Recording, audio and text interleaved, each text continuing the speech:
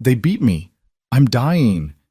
Those 5 words, gasped through blood-stained lips on a rain-soaked Wyoming porch, would shatter the silence of the loneliest man in the territory. Colt Mercer, 7 feet of scar tissue and buried rage, thought he'd closed the door on humanity forever. But when a half-dead woman collapsed at his threshold, fleeing men who'd treated her like property, his choice would ignite a war that forced an entire town to choose between cowardice and courage. Stay until the end and comment what city you're watching from. I want to see how far this story travels. The storm came in low over the Bitterroot Range that October afternoon, clouds the color of old bruises dragging their bellies across the Wyoming plains. Wind howled through the gaps in Colt Mercer's barn, rattling the few tools he kept, sending tumbleweeds skittering across the hardpan like fleeing ghosts. He stood in the doorway of his ranch house, if you could call 4 rough-hewn walls and a stone chimney a house, watching the horizon darken to the shade of gunmetal. Colt Mercer was not a man who feared storms. He'd lived through worse. At 7 feet and 2 inches, with shoulders that filled a doorframe and hands that could palm a horse's skull, Colt was a giant even in a land that bred large men. His face was a roadmap of violence survived, a scar that ran from his left eyebrow to his jawline, another that carved through his upper lip, and a nose that had been broken so many times it sat slightly crooked. His eyes, pale gray, like winter ice, carried the particular emptiness of a man who'd seen too much and said too little about it. He'd come to this desolate corner of the Wyoming Territory 3 years ago, bought 80 acres of scrubland from a widow who needed cash more than she needed memories, and hadn't spoken more than 50 words to another human being since. The nearest town, Redemption Springs, lay 8 miles east, a collection of false-fronted buildings clinging to existence along the North Platte River, where men drank away their failures and women learned to look away from things that would haunt them. Colt didn't go to town. Town came to him only when it absolutely had to, and even then, people kept their distance. They called him the Giant Killer, in whispers, though no one seemed to know what he'd killed or why. Some said he'd murdered a man with his bare hands in a Denver prison yard. Others claimed he'd been a bare-knuckle fighter who'd beaten a man to death in a bout that was supposed to be friendly. A few believed he'd served as an executioner somewhere back east, pulling levers and tightening nooses with those massive hands. The truth was simpler and somehow worse, but Colt had long since stopped correcting people's stories. Let them think what they wanted. Fear kept them away, and away was exactly where he needed them. The rain started as he turned back inside, fat drops that sounded like thrown pebbles against the roof. Within minutes, it became a deluge, one of those plain storms that turned the world into a gray curtain of water. Thunder cracked so close the windows rattled. Lightning split the sky, illuminating the sparse interior of his home. A bed in one corner, a table with 2 chairs, though no one ever sat in the second one, a cast-iron stove, and shelves that held more ammunition than food. Colt was lighting a lamp against the premature darkness when he heard it, a sound that didn't belong to the storm. A knock. He froze, his hand still on the match, listening. For a moment he thought he'd imagined it. Who would be out in this weather? Who would come here of all God-forsaken places? Then it came again, weaker this time. Not quite a knock, more like something falling against the door. Colt moved to the window, pressed himself against the wall, and peered through the rain-streaked glass. At first he saw nothing but the storm. Then lightning flashed, and in that brief moment of illumination, he saw a shape on his porch, small, hunched, wearing what might have once been a dress but was now just tattered fabric clinging to a human form. His first instinct was to ignore it. Whatever trouble had brought someone to his door, he wanted no part of it. Trouble was precisely what he'd come here to escape. But the shape moved, lifting what he realized was a hand, and knocked again. This time, he heard something else beneath the thunder, a voice, thin as wire, breaking on the word. Please. Colt stood still for a long moment, every instinct screaming at him to stay where he was, to let the storm take whatever it had brought, to preserve the isolation he'd worked so hard to build. 3 years. 3 years without complication, without connection, without the terrible weight of carrying what happened to another human soul. The knock came one more time, then stopped. In the silence that followed, Colt heard something that cut through all his carefully constructed defenses. The sound of a body sliding down his door, of someone giving up, of life preparing to surrender to the cold and the rain and the indifferent earth. He was across the room before he'd made a conscious decision to move. The door swung open and the storm screamed into his house, bringing with it the smell of rain and blood and something else, the acrid stench of fear. On his porch, crumpled against the doorframe like a pile of discarded rags, lay a woman. She wasn't old, maybe 30, with dark hair plastered to her skull and skin so pale it seemed translucent in the lamplight spilling from the house. Her dress, and it had been a dress once, a simple calico thing, was torn in places that told a story Colt didn't want to read. Her face was a mess of bruises, one eye swollen completely shut, her lips split and still bleeding. Her bare feet were cut and muddy, and her hands, when she tried to lift them, shook so badly she couldn't complete the gesture. "Please," she whispered again, and it was the sound of a last prayer. "They beat me. I'm dying."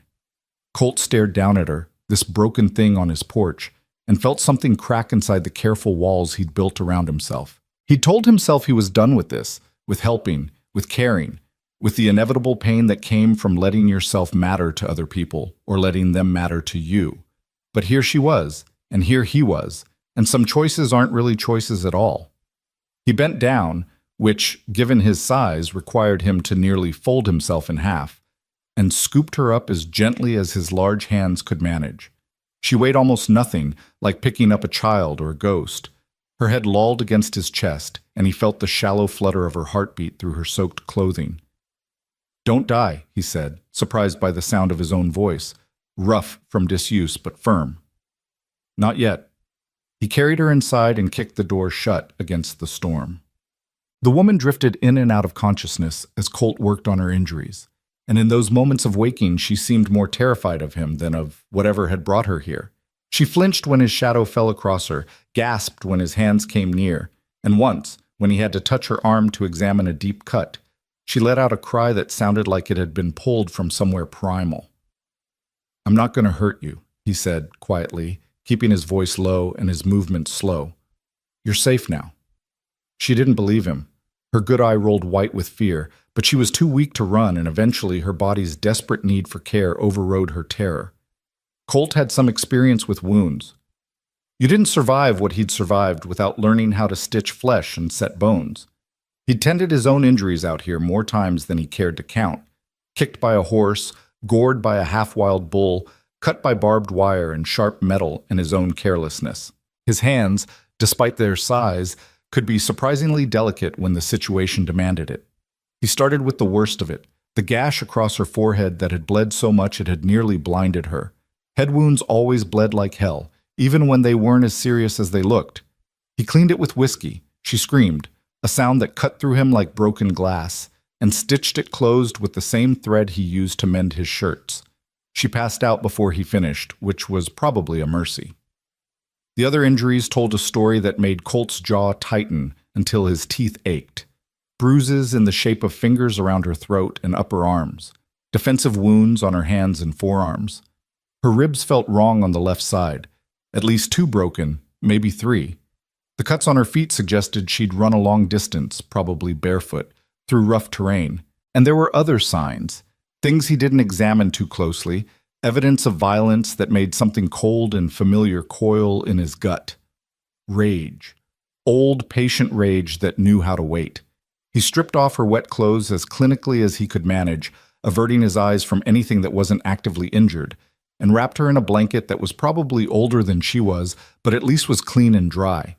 Then he carried her to his bed, the only bed in the house, and laid her down with a gentleness that would have shocked anyone who knew his reputation. For himself, he pulled the other chair closer to the stove and settled in to wait. Porch.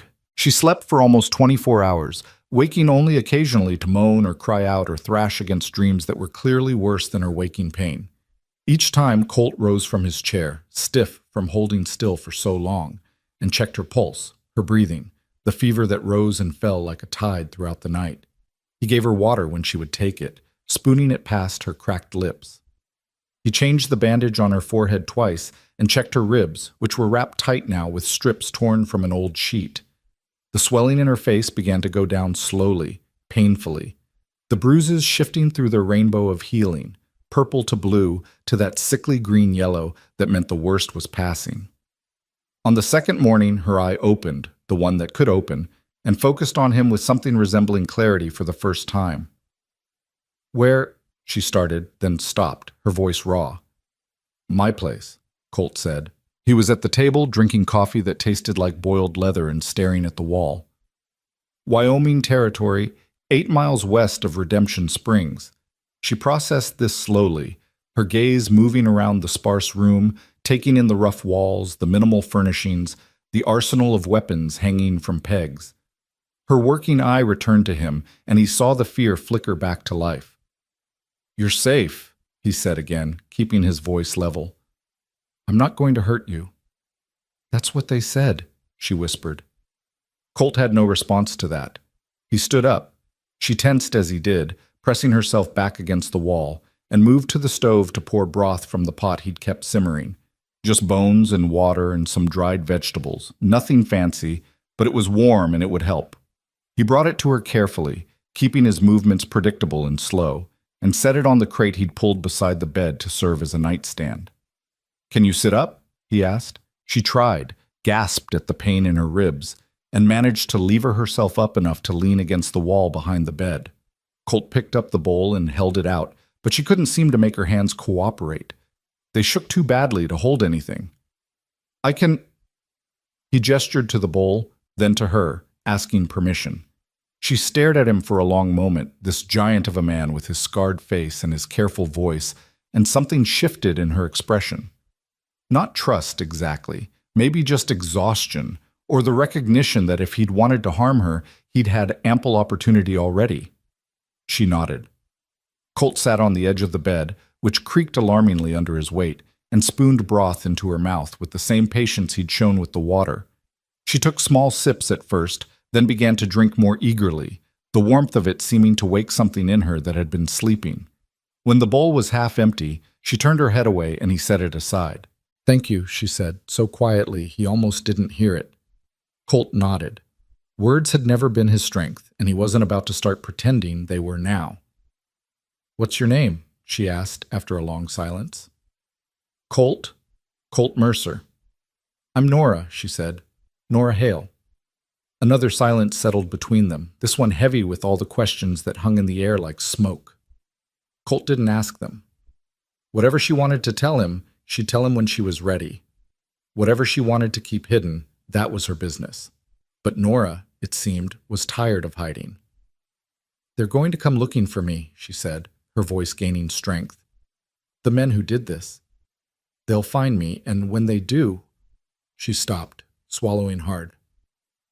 "How many?" Colt asked. "What?" "How many men?" Nora closed her eye, and he saw her counting in her head. 4 usually, sometimes more. They're part of a wagon crew, settlers heading to the gold fields. I was their cook. Was? They don't pay.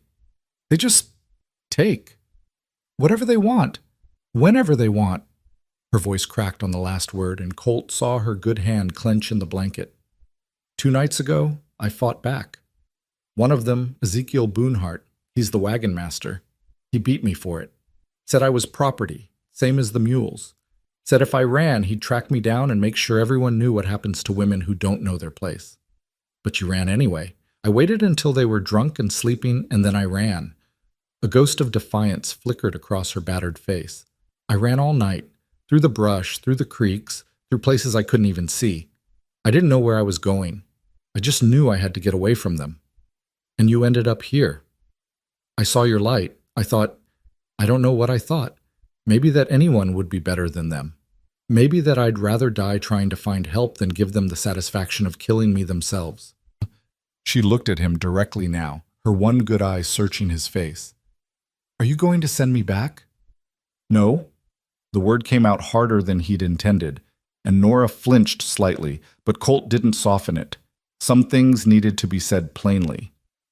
You're not property, he continued, his voice dropping back to its normal low rumble.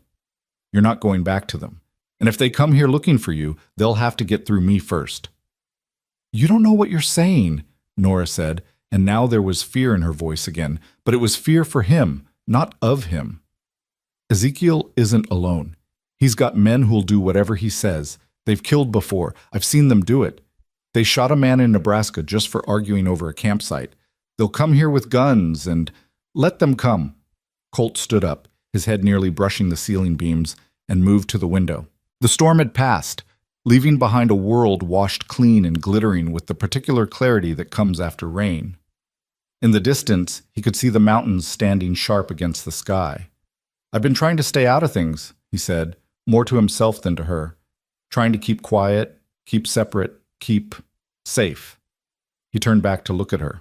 "But some things you can't stay out of. Some things find you whether you want them to or not." "I'm sorry," Nora whispered. "I didn't mean to bring trouble to your door." "Door was there," Colt said simply. "You knocked. That's all there is to it." But they both knew it wasn't that simple. They both knew that somewhere out on the plains, men were asking questions, following tracks, moving closer to this isolated ranch house, and the two people inside it who dared to defy them. And they both knew that when those men arrived, the silence that had protected Colt Mercer for 3 years would finally, inevitably, shatter. Over the next 3 days, Nora grew stronger. Not strong. Her ribs would take weeks to heal properly, and the cuts on her feet meant she could barely walk.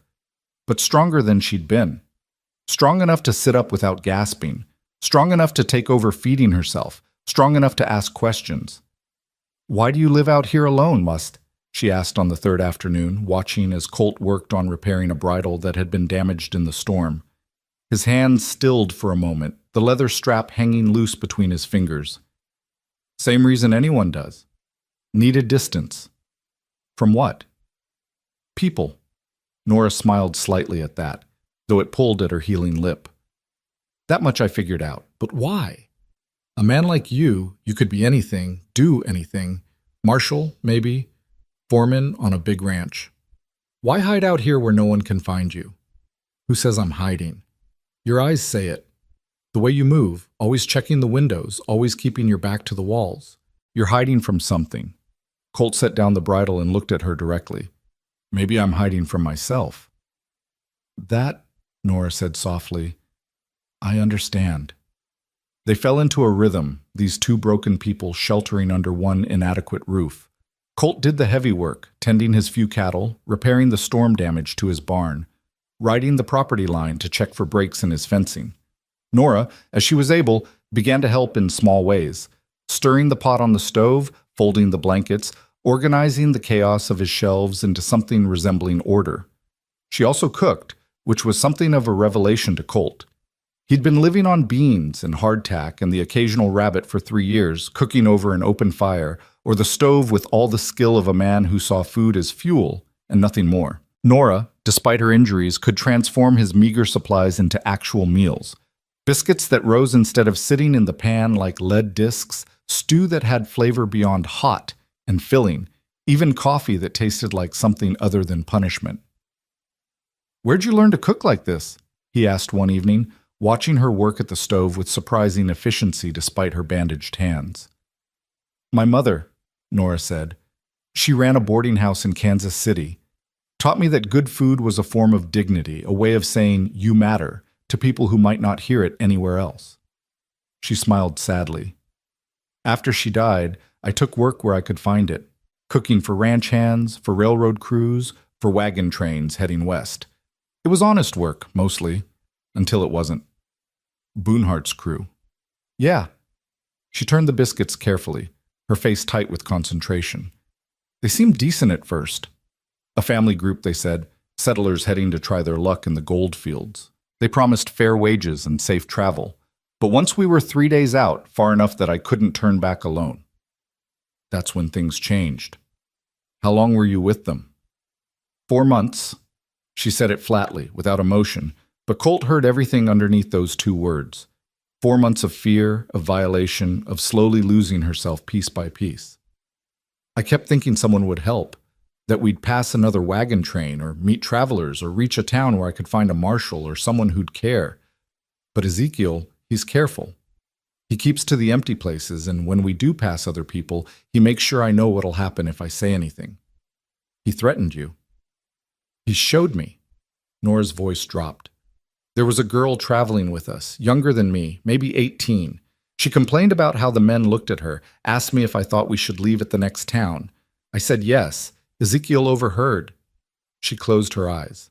They left her in the middle of the prairie, just rode off while she was gathering water at a creek. I looked back and saw her running after us, screaming. We kept riding. Colt felt his jaw clench. You tried to help her. I tried to tell Ezekiel she'd die out there alone. He just smiled and said, then she'll learn not to complain. Nora's hand shook as she lifted the pan from the stove. That's when I knew. If I stayed, that was going to be me.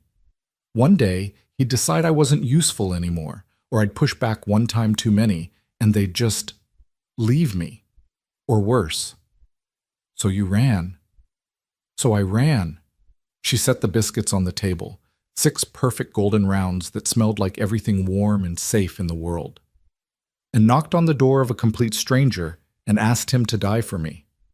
I'm not going to die, Colt said. Nora looked at him across the table, this giant man with his scarred face and his careful hands, and something in her expression was older than her years. Everyone dies, Colt. The only question is what you die for. On the 4th day, a rider appeared on the horizon. Colt saw him first. He'd been watching the east like a man waiting for a storm, and immediately moved to the window with his rifle. The rider was still a mile out, moving slowly, like someone who wasn't in any particular hurry but knew exactly where he was going. Nora, Colt said quietly, get away from the windows. She didn't argue.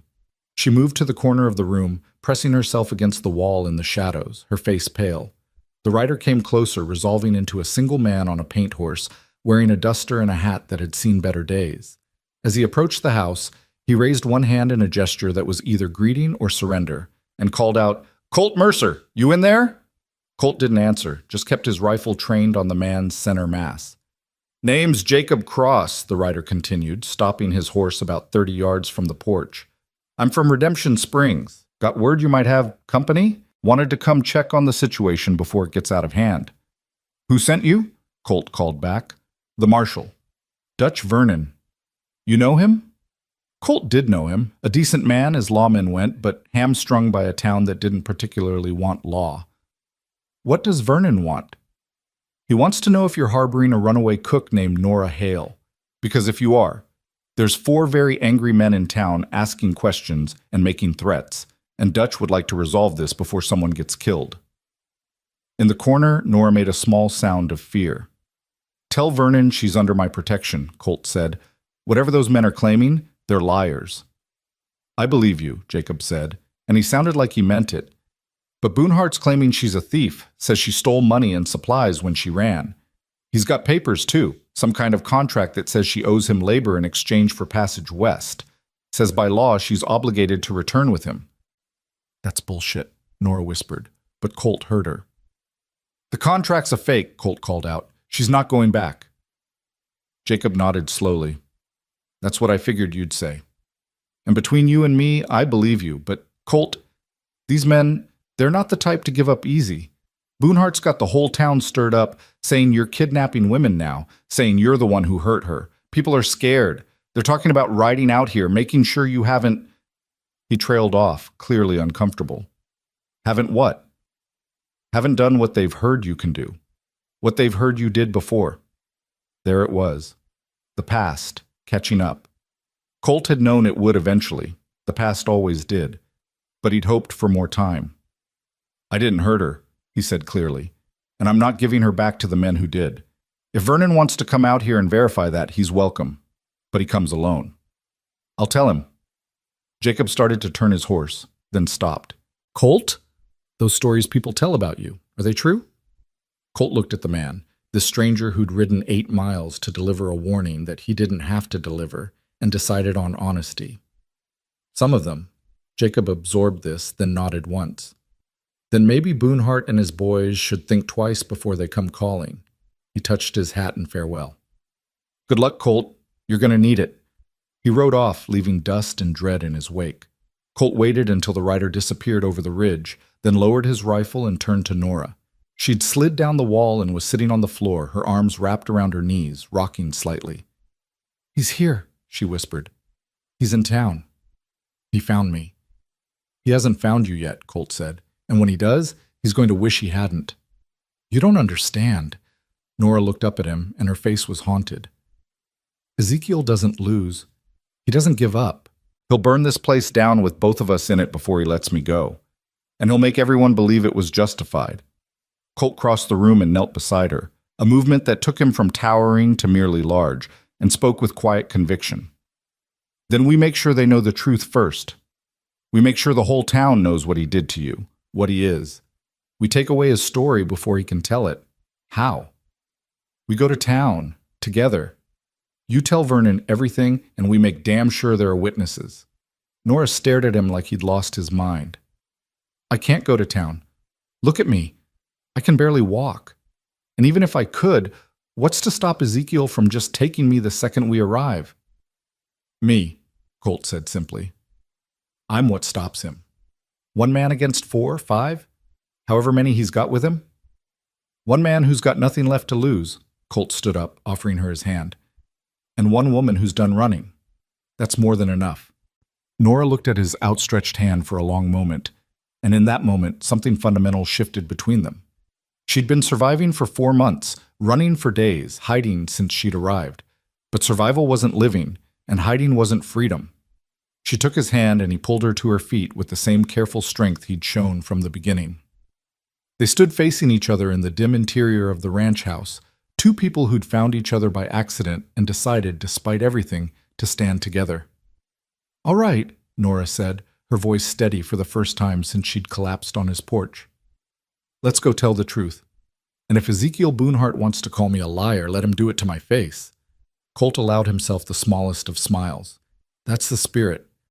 Outside, the Wyoming sun burned down on the plains, and somewhere to the east, in a town called Redemption Springs, men were making plans and telling lies and sharpening the knives they'd used to carve up the truth.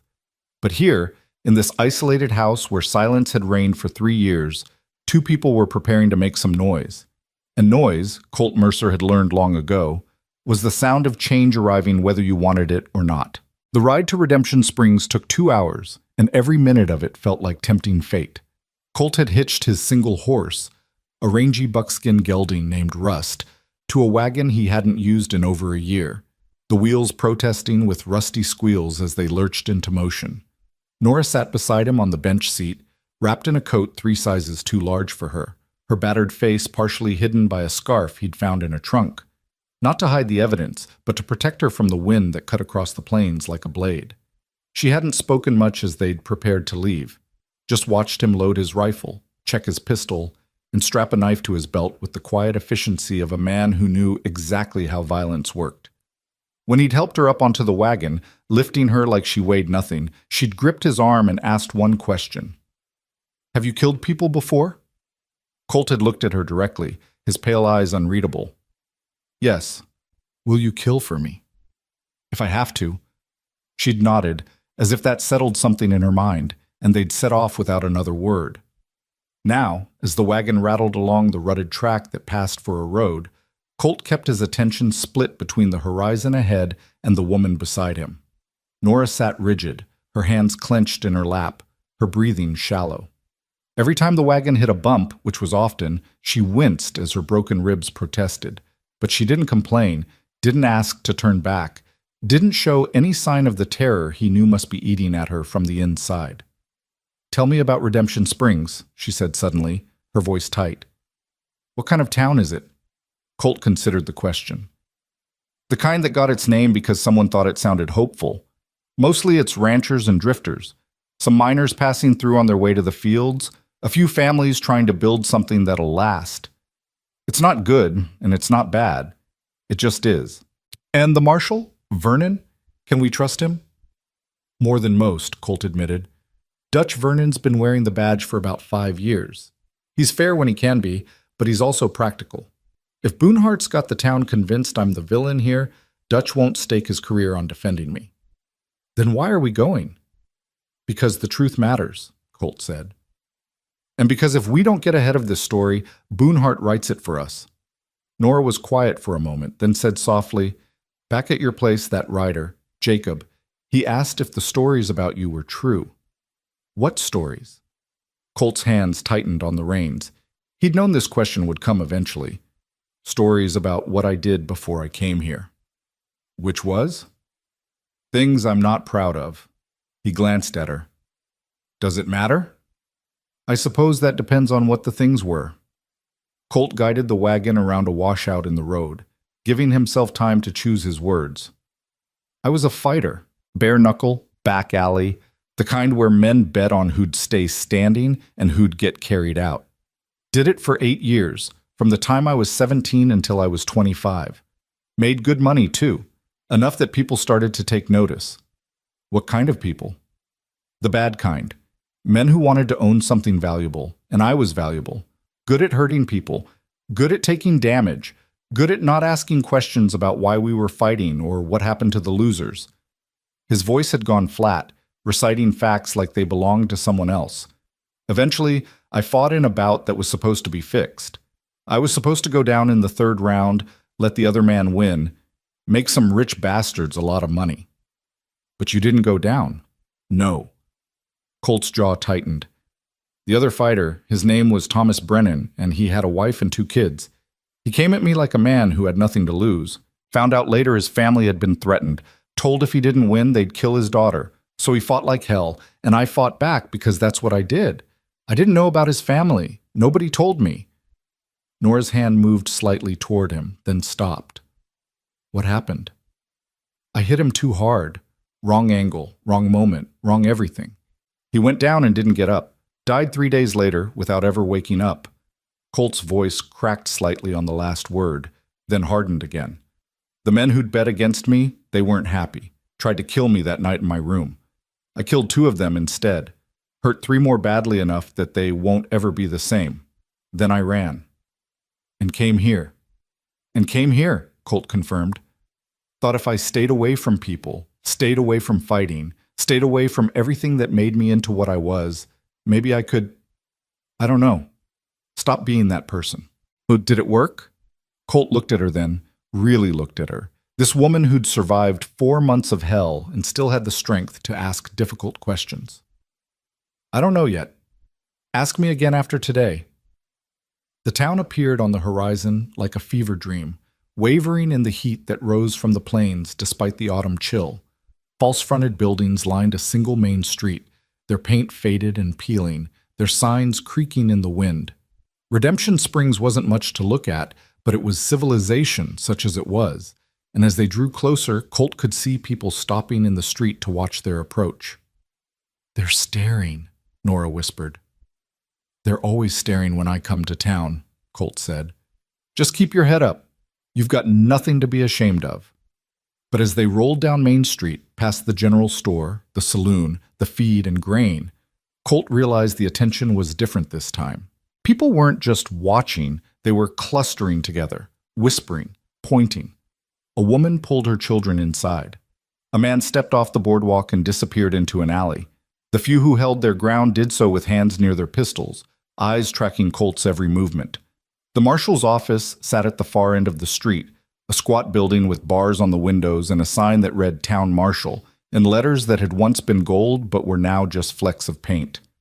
Colt pulled the wagon to a stop in front of it and set the brake with more force than necessary. Ready? He asked Nora. She nodded, though her face had gone the color of old paper. Colt climbed down first, then moved around to help Nora. She tried to manage on her own, but her feet couldn't take her weight yet, and she stumbled. Colt caught her, steadying her with a hand on her elbow, and together they moved toward the marshal's office, like 2 people walking toward a gallows. The door opened before they reached it. Dutch Vernon stood in the doorway, a man in his 50s with iron-gray hair and a face that had been weathered by sun and disappointment. He wore his badge pinned to a vest that had seen better days, and his hand rested casually on the pistol at his hip. Not threatening exactly, but not welcoming either. Colt, he said by way of greeting. His eyes moved to Nora, and something shifted in his expression, surprise maybe, or recognition of exactly how badly she'd been hurt. Ma'am. Marshal, Colt replied. We need to talk. I'd say so. Vernon stepped aside, gesturing them in. Though I should tell you, you've got company waiting. Colt's hand moved toward his pistol. What kind of company? The kind that got here first, Vernon said grimly. Boonhart and two of his men. They've been in my office for the past hour, telling me all about how you kidnapped their cook and beat her half to death. Now here you are with her, and I'm going to need to hear your side before this gets any uglier. We'll tell you everything, Nora said, her voice stronger than Colt expected. But Marshall, whatever they told you, it's a lie. Vernon's eyes softened slightly as he looked at her. Ma'am, I've been wearing this badge long enough to know that truth usually lives somewhere between the stories people tell, but I also know what a beating looks like, and you've taken one hell of one. So let's all step inside, keep things civil, and figure out what actually happened. They followed him into the office, and Colt immediately assessed the room the way he'd learned to assess any space that might become a battlefield. 2 cells in the back, both empty. A desk cluttered with papers and a coffee pot that smelled like it had been burning for days. 3 men standing near the far wall, and the moment Colt saw them, he knew exactly what kind of men they were. The one in the center had to be Ezekiel Boonhart. He was tall, not as tall as Colt, but few men were, with a lean, ropey build and a face that might have been handsome if it weren't for the cruelty in his eyes. He wore a black duster and a hat with a silver band, and his boots were polished to a shine that suggested vanity or obsession or both. When he saw Nora, his mouth curved into a smile that made Colt's trigger finger itch. Well, Boonhart said, his voice smooth as oil. There she is, Nora, darling. We've been so worried about you. Nora made a sound like a wounded animal and pressed herself against Colt's side. The 2 men flanking Boonhart were cut from cheaper cloth, hired muscle with mean eyes and the kind of casual violence that came from too many bar fights and not enough consequences. One was stocky with a scar across his nose. The other was younger, maybe 20, with the nervous energy of someone trying to prove himself. Both had pistols on their hips and expressions that said they'd enjoy using them. Marshall, Boonhart continued, his attention shifting to Vernon, I appreciate you bringing her in. This gentleman, he nodded toward Colt with exaggerated courtesy, has been keeping her against her will. I'm sure it was all a misunderstanding, but we'll take her off his hands now and be on our way. Nobody's taking her anywhere, Colt said, his voice low and dangerous. Boonhart's smile didn't waver. I'm afraid that's not your decision, friend. Nora's under contract to my crew. She owes us labor and recompense for the supplies she stole when she ran. That's a legal matter, not a personal one. Show me the contract, Vernon said, holding out his hand. Boonhart produced a folded paper from his coat and handed it over with a flourish. Vernon unfolded it, read it quickly, then read it again more slowly. His expression gave nothing away. This says she agreed to work for 6 months in exchange for passage west and wages to be paid upon arrival in California, Vernon said. It's signed with her name. That's not my signature, Nora said immediately. I never signed anything. Ezekiel, tell him the truth. Now, Nora, Boonhart said, his tone dripping with false sympathy, I know you're upset, but lying won't help. You signed that contract the day you joined our crew, and you knew the terms. If you were unhappy with the arrangement, you should have come to me.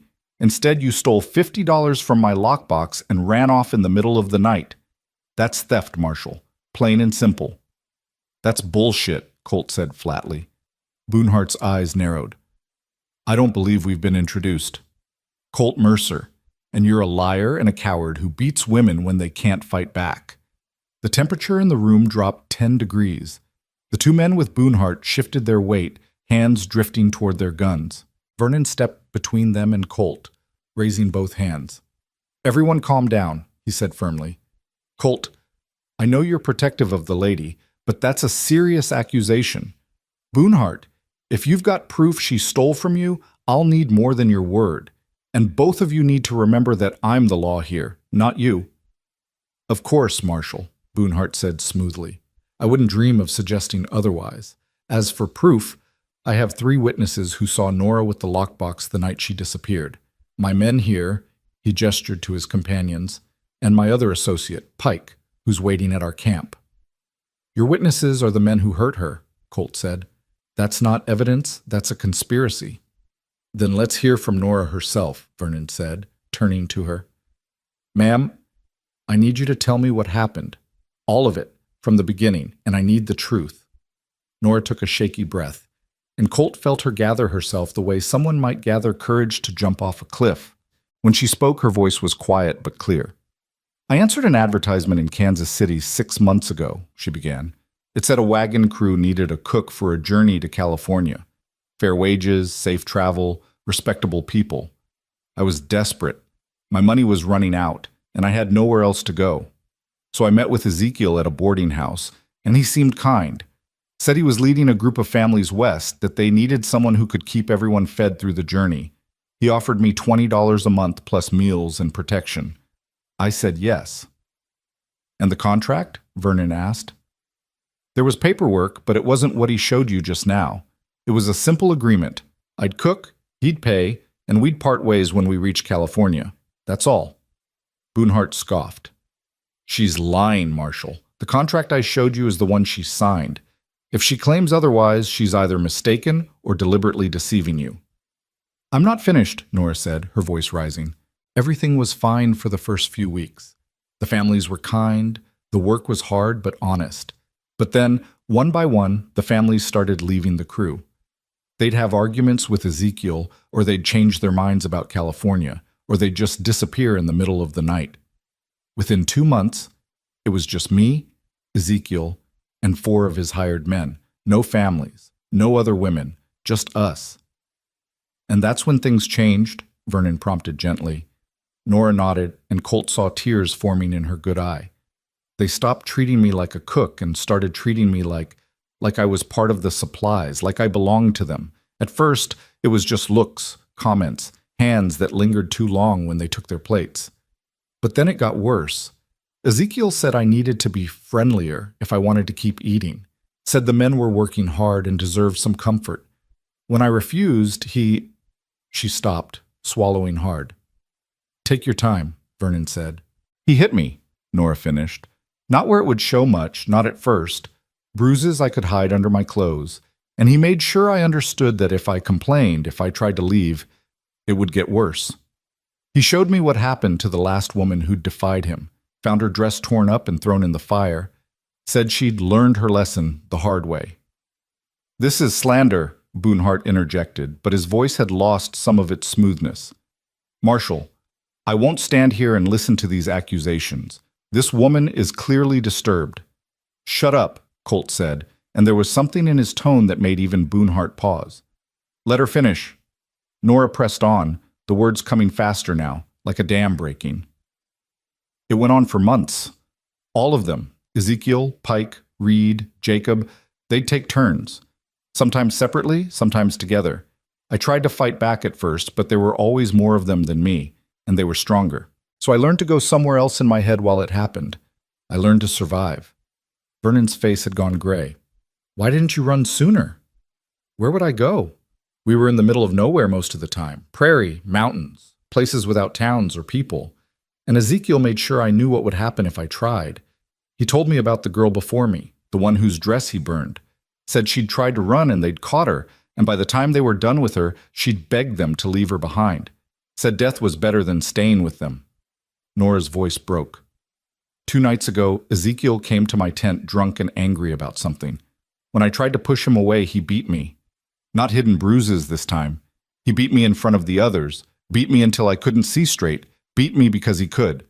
And when he was done, he said, "This is what happens when you forget your place." The room was silent except for Nora's ragged breathing. Even Boonhart's men looked uncomfortable, shifting their weight and avoiding eye contact. So I waited, Nora continued. I waited until they were all asleep, drunk on whiskey and their own cruelty. And I ran, barefoot, because my shoes were in Ezekiel's wagon and I couldn't risk waking him. I ran through the dark, through brush that cut my feet and creeks that soaked me to the bone. I ran until I couldn't run anymore, and then I saw a light in the distance. Colt's light. I knocked on his door and he saved my life. Vernon looked at her for a long moment, then at Boonhart, then at Colt. That's quite a story, ma'am. It's the truth, Nora said. It's fantasy, Boonhart countered, but there was an edge to his voice now. Marshall, this woman is clearly traumatized, but not by us. Look at the man she's standing next to. Everyone in this territory knows about Colt Mercer, the killer, the fighter, the man who murdered 2 people in Denver and disappeared. She shows up at his door, and days later she's covered in bruises and telling wild stories about respectable men? It's obvious what happened here. Is it? Vernon asked. Of course. Mercer beat her, probably tried to force himself on her, and now she's too terrified to tell the truth. Stockholm Syndrome, I believe they call it. She's protecting her abuser. Colt took a step forward, and both of Boonhart's men drew their pistols. Vernon moved quickly, putting himself between them. Nobody's drawing weapons in my office, he said sharply. Holster those guns right now, or I'll arrest all of you for disturbing the peace. The men hesitated, looking to Boonhart for guidance. He nodded, and they reluctantly holstered their pistols. Marshal, Boonhart said, his voice taking on a reasonable tone, I understand this is complicated, but the facts are simple. Nora was under contract. She broke that contract and stole from me. Whether she was abused or not, and I maintain she was not, she still committed a crime. I'm willing to forgive the theft if she returns with us peacefully. We'll even pay for a doctor to see to her injuries. All I want is my cook back and my property restored. She's not property, Colt said. The law says she is, Boonhart replied. That contract binds her to service until the debt is paid. It's perfectly legal, Marshal. You know that. Vernon rubbed his face tiredly. Contract labor is legal, yes, but so is the right to be free from harm. If what Nora says is true, it is, Colt interrupted, then that contract is void, and these men should be arrested for assault and worse. Vernon looked at Boonhart. The problem is, it's her word against yours. I've got no witnesses except the people in this room, all of whom have a stake in the outcome. I can't make an arrest based on accusations alone. So what are you saying? Nora asked, her voice trembling. That I have to go back with them? I'm saying I need time to investigate, Vernon said. To talk to people, verify stories, maybe ride out to your camp and see if there's any evidence to support either version of events. Until then, nobody's taking anyone anywhere. That's unacceptable, Boonhart said. That's my decision, Vernon shot back. You don't like it. You can file a complaint with the territorial authorities, but in my town, we do things proper. Boonhart's jaw clenched, and for a moment, Colt saw the mask slip, saw the rage and the calculation beneath the smooth exterior. Then the wagon master smiled that oil-slick smile again. Very well, Marshal. We'll wait for your investigation, but I expect it to be thorough and fair. My men and I will be staying at the hotel across the street. When you're ready to hear sense, you know where to find us. He tipped his hat to Nora with exaggerated courtesy. Until then, darling, try not to let that brute intimidate you into any more lies. He left, his men following, and the tension in the room finally broke. Vernon sank into his chair and gestured for Colt and Nora to sit.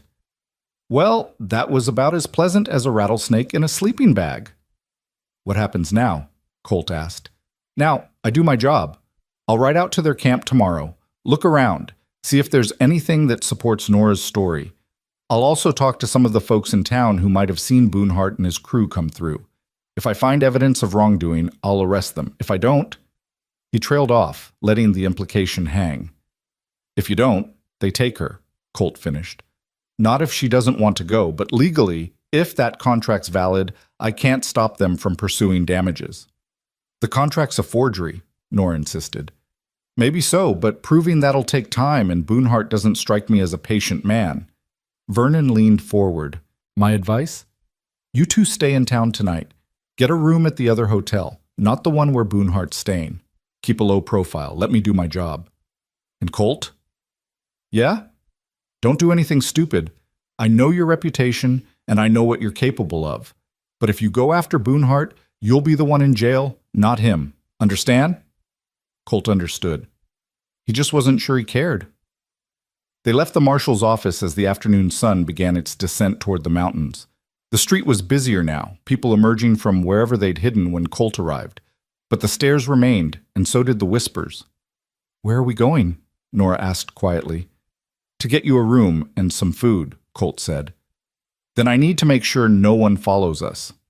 The hotel, the Pioneer Rest, was a 2-story building with a veranda and windows that looked out on Main Street. The proprietor, a thin woman with suspicious eyes, took Colt's money without comment and handed over a key to a second-floor room. Say King. As they climbed the stairs, Nora leaning heavily on Colt's arm, he scanned every shadow, every doorway, every possible angle of attack. The room was small but clean, a bed, a chair, a washstand with a chipped basin. Nora sank onto the bed with a sigh that spoke of exhaustion deeper than physical pain. "You should rest," Colt said. "I'll be downstairs." "You're leaving?" Fear flashed across her face. "Just to the lobby. I won't let them get to you." "Colt." She reached out, caught his hand. "Thank you. For believing me. For all of this." He looked down at her hand in his, so small, so damaged, and felt that crack inside him widen a little more.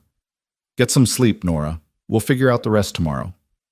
But as he closed the door behind him and took up position in the lobby where he could watch both the stairs and the street, Colt knew that tomorrow might not give them any answers. It might only bring more questions, more violence, more proof that some men were willing to burn the world down rather than admit they were wrong. Through the window, he could see the hotel across the street where Boonhart was staying. Could imagine the man up there, planning, scheming, preparing to take back what he believed he owned. Let him try, Colt thought. Let him try and see what happens when you corner something that's got nothing left to lose. The sun set, and darkness came to Redemption Springs like a judgment waiting to be delivered. Night settled over Redemption Springs like a held breath, the kind of silence that feels more dangerous than noise. Colt sat in the hotel lobby with his back to the wall and his eyes on the street, watching shadows move across the windows of the building where Boonhart had taken rooms. The clerk behind the desk, a nervous man named Peterson who kept glancing at Colt like he expected violence to erupt at any moment, had long since given up trying to make conversation. Now he just sat there shuffling papers and pretending not to notice the giant with the scars who hadn't moved in 3 hours. Around midnight, Colt heard footsteps on the stairs behind him. Light, careful footsteps that tried not to make sound. His hand went to his pistol before he registered that the gate was wrong for a threat. Too hesitant, too pained. He turned to see Nora descending slowly, one hand on the railing, her face pale in the lamplight. "You should be sleeping," he said, rising from his chair. "I tried." She reached the bottom of the stairs and moved toward him, wrapping the oversized coat more tightly around herself. "Every time I close my eyes, I see them coming through the door. Hear Ezekiel's voice, feel his hands." She stopped a few feet away, her good eyes searching his face. "How do you do it? Sit here so calm, so still, when you know they're right across the street planning God knows what." "I'm not calm," Colt admitted. "I'm just good at waiting. Had a lot of practice." Nora glanced at the clerk, who was doing an admirable job of pretending to be invisible, then back at Colt. "Can we talk? Somewhere more private?" He hesitated, then nodded toward the front door. "Veranda. I can still see the street from there." They stepped outside into air that had turned cold, autumn asserting itself against the lingering heat of day. The wooden boards of the veranda creaked under Colt's weight as he positioned himself at the railing, angled so he could watch both the hotel across the street and the woman beside him. Nora stood close enough that he could feel the tremor running through her, whether from cold or fear he couldn't tell. "I keep thinking about what Ezekiel said in the marshal's office," she said quietly. "About you, the things you've done. He called you a killer." "I am a killer," Colt said flatly. "That part's true. But the rest? About you hurting me? About Stockholm Syndrome and all that?" She turned to face him fully. "Why didn't you defend yourself? Why didn't you tell Vernon the truth about what happened?" "What good would it have done? Boonhart's already planted that seed. People hear what they want to hear, believe what they're predisposed to believe. Giant ex-fighter who killed 2 men finds a beaten woman and suddenly she's defending him? Easiest thing in the world to spin that into something ugly. So you just let them think you're a monster?" Colt's mouth twisted into something that wasn't quite a smile. "I don't have to let them think anything. They decided what I was the moment I came to this territory. Nothing I say is going to change that."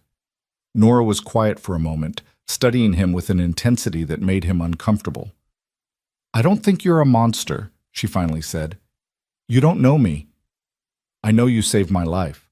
I know you could have turned me away, could have ignored my knocking, could have decided I was too much trouble. But you didn't. And I know that when Ezekiel tried to intimidate you today, you stood between him and me without hesitation. That's not what monsters do. Monsters protect things too, Colt said, just for different reasons. Then what are your reasons? The question hung in the cold air between them, and Colt found himself without an easy answer. Why had he opened the door that storm-soaked night? Why had he taken on the responsibility of another person's survival when he'd spent 3 years avoiding exactly that kind of entanglement? Why was he standing here now, preparing to fight a battle that wasn't his against men who would just as soon kill him as look at him? Because you knocked, he finally said, and because I know what it's like to be something people use and throw away when they're done, and because... He stopped, the words catching in his throat. Because what? Because maybe I'm tired of being alone with what I've done. Maybe I thought if I could help you, it would balance the scales somehow. Make me less of the thing everyone thinks I am. Nora reached out and did something that shocked them both. She took his hand. Her fingers were cold and small against his scarred knuckles, but her grip was firm. You don't have to balance anything, she said. You don't owe the universe some kind of payment for your past. You just have to be better than you were. And Colt, you're already better than most men I've known. He looked down at their joined hands, this connection that felt both fragile and impossibly strong, and something shifted in his chest. For 3 years he'd avoided touch, avoided closeness, avoided anything that might remind him he was human and capable of feeling. But here was this woman who had every reason to fear men and their hands, reaching out to him anyway, offering something he'd forgotten he needed. Thank you, he said quietly. They stood like that for a long moment, two damaged people finding something like comfort in each other's presence. Then Nora shivered, and Colt reluctantly released her hand. You need to get back inside, he said. It's too cold out here. Will you come up? Just to sit in the chair while I try to sleep? I don't want to be alone right now. Every instinct told Colt this was a bad idea. Being alone in a room with her, giving the gossips more ammunition, compromising the fragile protection of propriety. But the fear in her eye overrode all of it. All right, he said. But I'm staying by the door. They went back inside, past the clerk who watched them with knowing eyes that made Colt's jaw tighten, and up the stairs to Nora's room. True to his word, Colt positioned the chair so his back was to the wall and he could see both the door and the window. Nora climbed into bed fully clothed, pulling the blankets up to her chin. Colt? She said into the darkness. Yeah?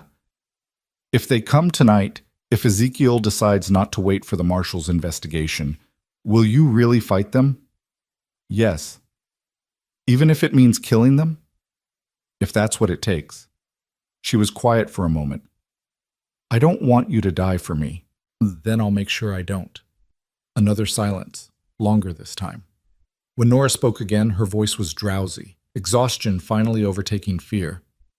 My mother used to say that everyone gets one moment in their life where they have to choose between who they were and who they're going to be. She said most people choose wrong, choose the easy thing, the safe thing, the thing that doesn't cost them anything. But the ones who choose right, who choose the hard path, even when it would be easier to walk away, those are the ones who matter. Sounds like a wise woman. She was. I wish she could have met you. I think she would have liked you. I doubt that. I don't. Nora's breathing was evening out, sleep claiming her. You're a good man, Colt Mercer. I don't care what anyone else says. You're good, and you matter, and I'm glad I knocked on your door. Colt didn't respond, couldn't respond past the tightness in his throat. He just sat there in the darkness, listening to her breathing slow and deepen, and tried to remember the last time someone had called him good. Tried to remember what it felt like to be seen as something other than a weapon or a monster or a cautionary tale. He couldn't remember. Maybe no one ever had. The hours crept past. Outside, the town slept uneasily, windows dark, streets empty except for the occasional dog or drunk stumbling home. Across the street, the hotel where Boonhart stayed showed a single lit window on the second floor. Someone awake, someone watching, someone planning.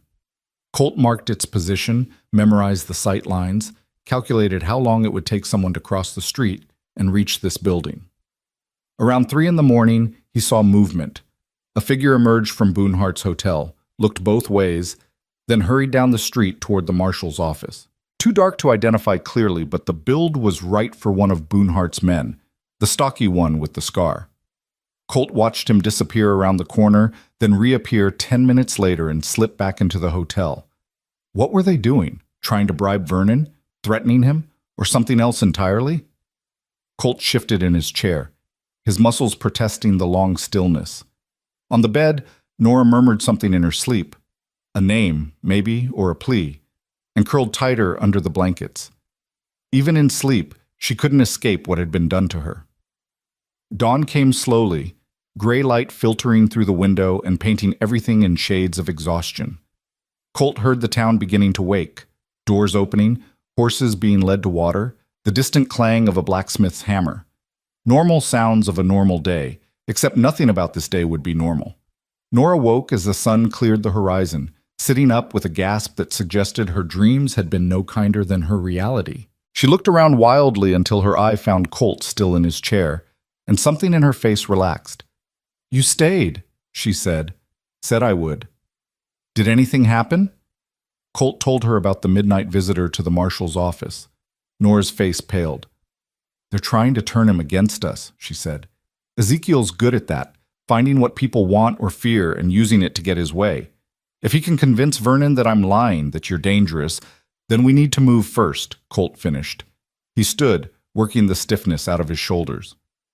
"Get dressed. We're going to find Vernon before he has time to act on whatever Boonhart's man told him last night." But when they made their way downstairs and out into the morning chill, they found the marshal already coming toward them, his face grim. Behind him walked two men Colt didn't recognize, deputized civilians from the look of them, wearing hastily pinned badges and carrying rifles like they weren't quite sure how to use them. "Colt," Vernon called out as they approached. "Hold up a minute." Every muscle in Colt's body tensed. "What's this about, Dutch?" Vernon stopped a dozen feet away, close enough to talk but far enough to draw his pistol if needed. The deputies spread out slightly, and Colt registered their positions, calculated angles and timing, and how quickly he could disarm them if this went bad. "We need to have a conversation," Vernon said, official-like, "about what happened at Boonhart's camp." "You went there already?" "Left before dawn. Wanted to see the place before Boonhart had time to clean up any evidence." Vernon's expression was unreadable. "Found some interesting things, such as a lockbox with a broken lock and about $45 inside, 5 short of what Boonhart claimed was stolen. Such as bloodstains in one of the tents that matched the description of where Nora said she slept. Such as another tent full of women's clothing, dresses, undergarments, shoes, that Boonhart claims belonged to previous cooks who left them behind. Lot of previous cooks for a man who's only been running wagon crews for 2 years. Hope flared in Nora's eye. "Then you believe me?" "I believe something bad happened at that camp," Vernon said carefully. "Question is whether it happened the way you said, or the way Boonhart's now claiming." "What's he saying?" Colt asked, though he already knew the answer would be bad. "He's saying you and Nora are working together, that she stole the money, got caught, and you helped her escape because you've got some kind of arrangement.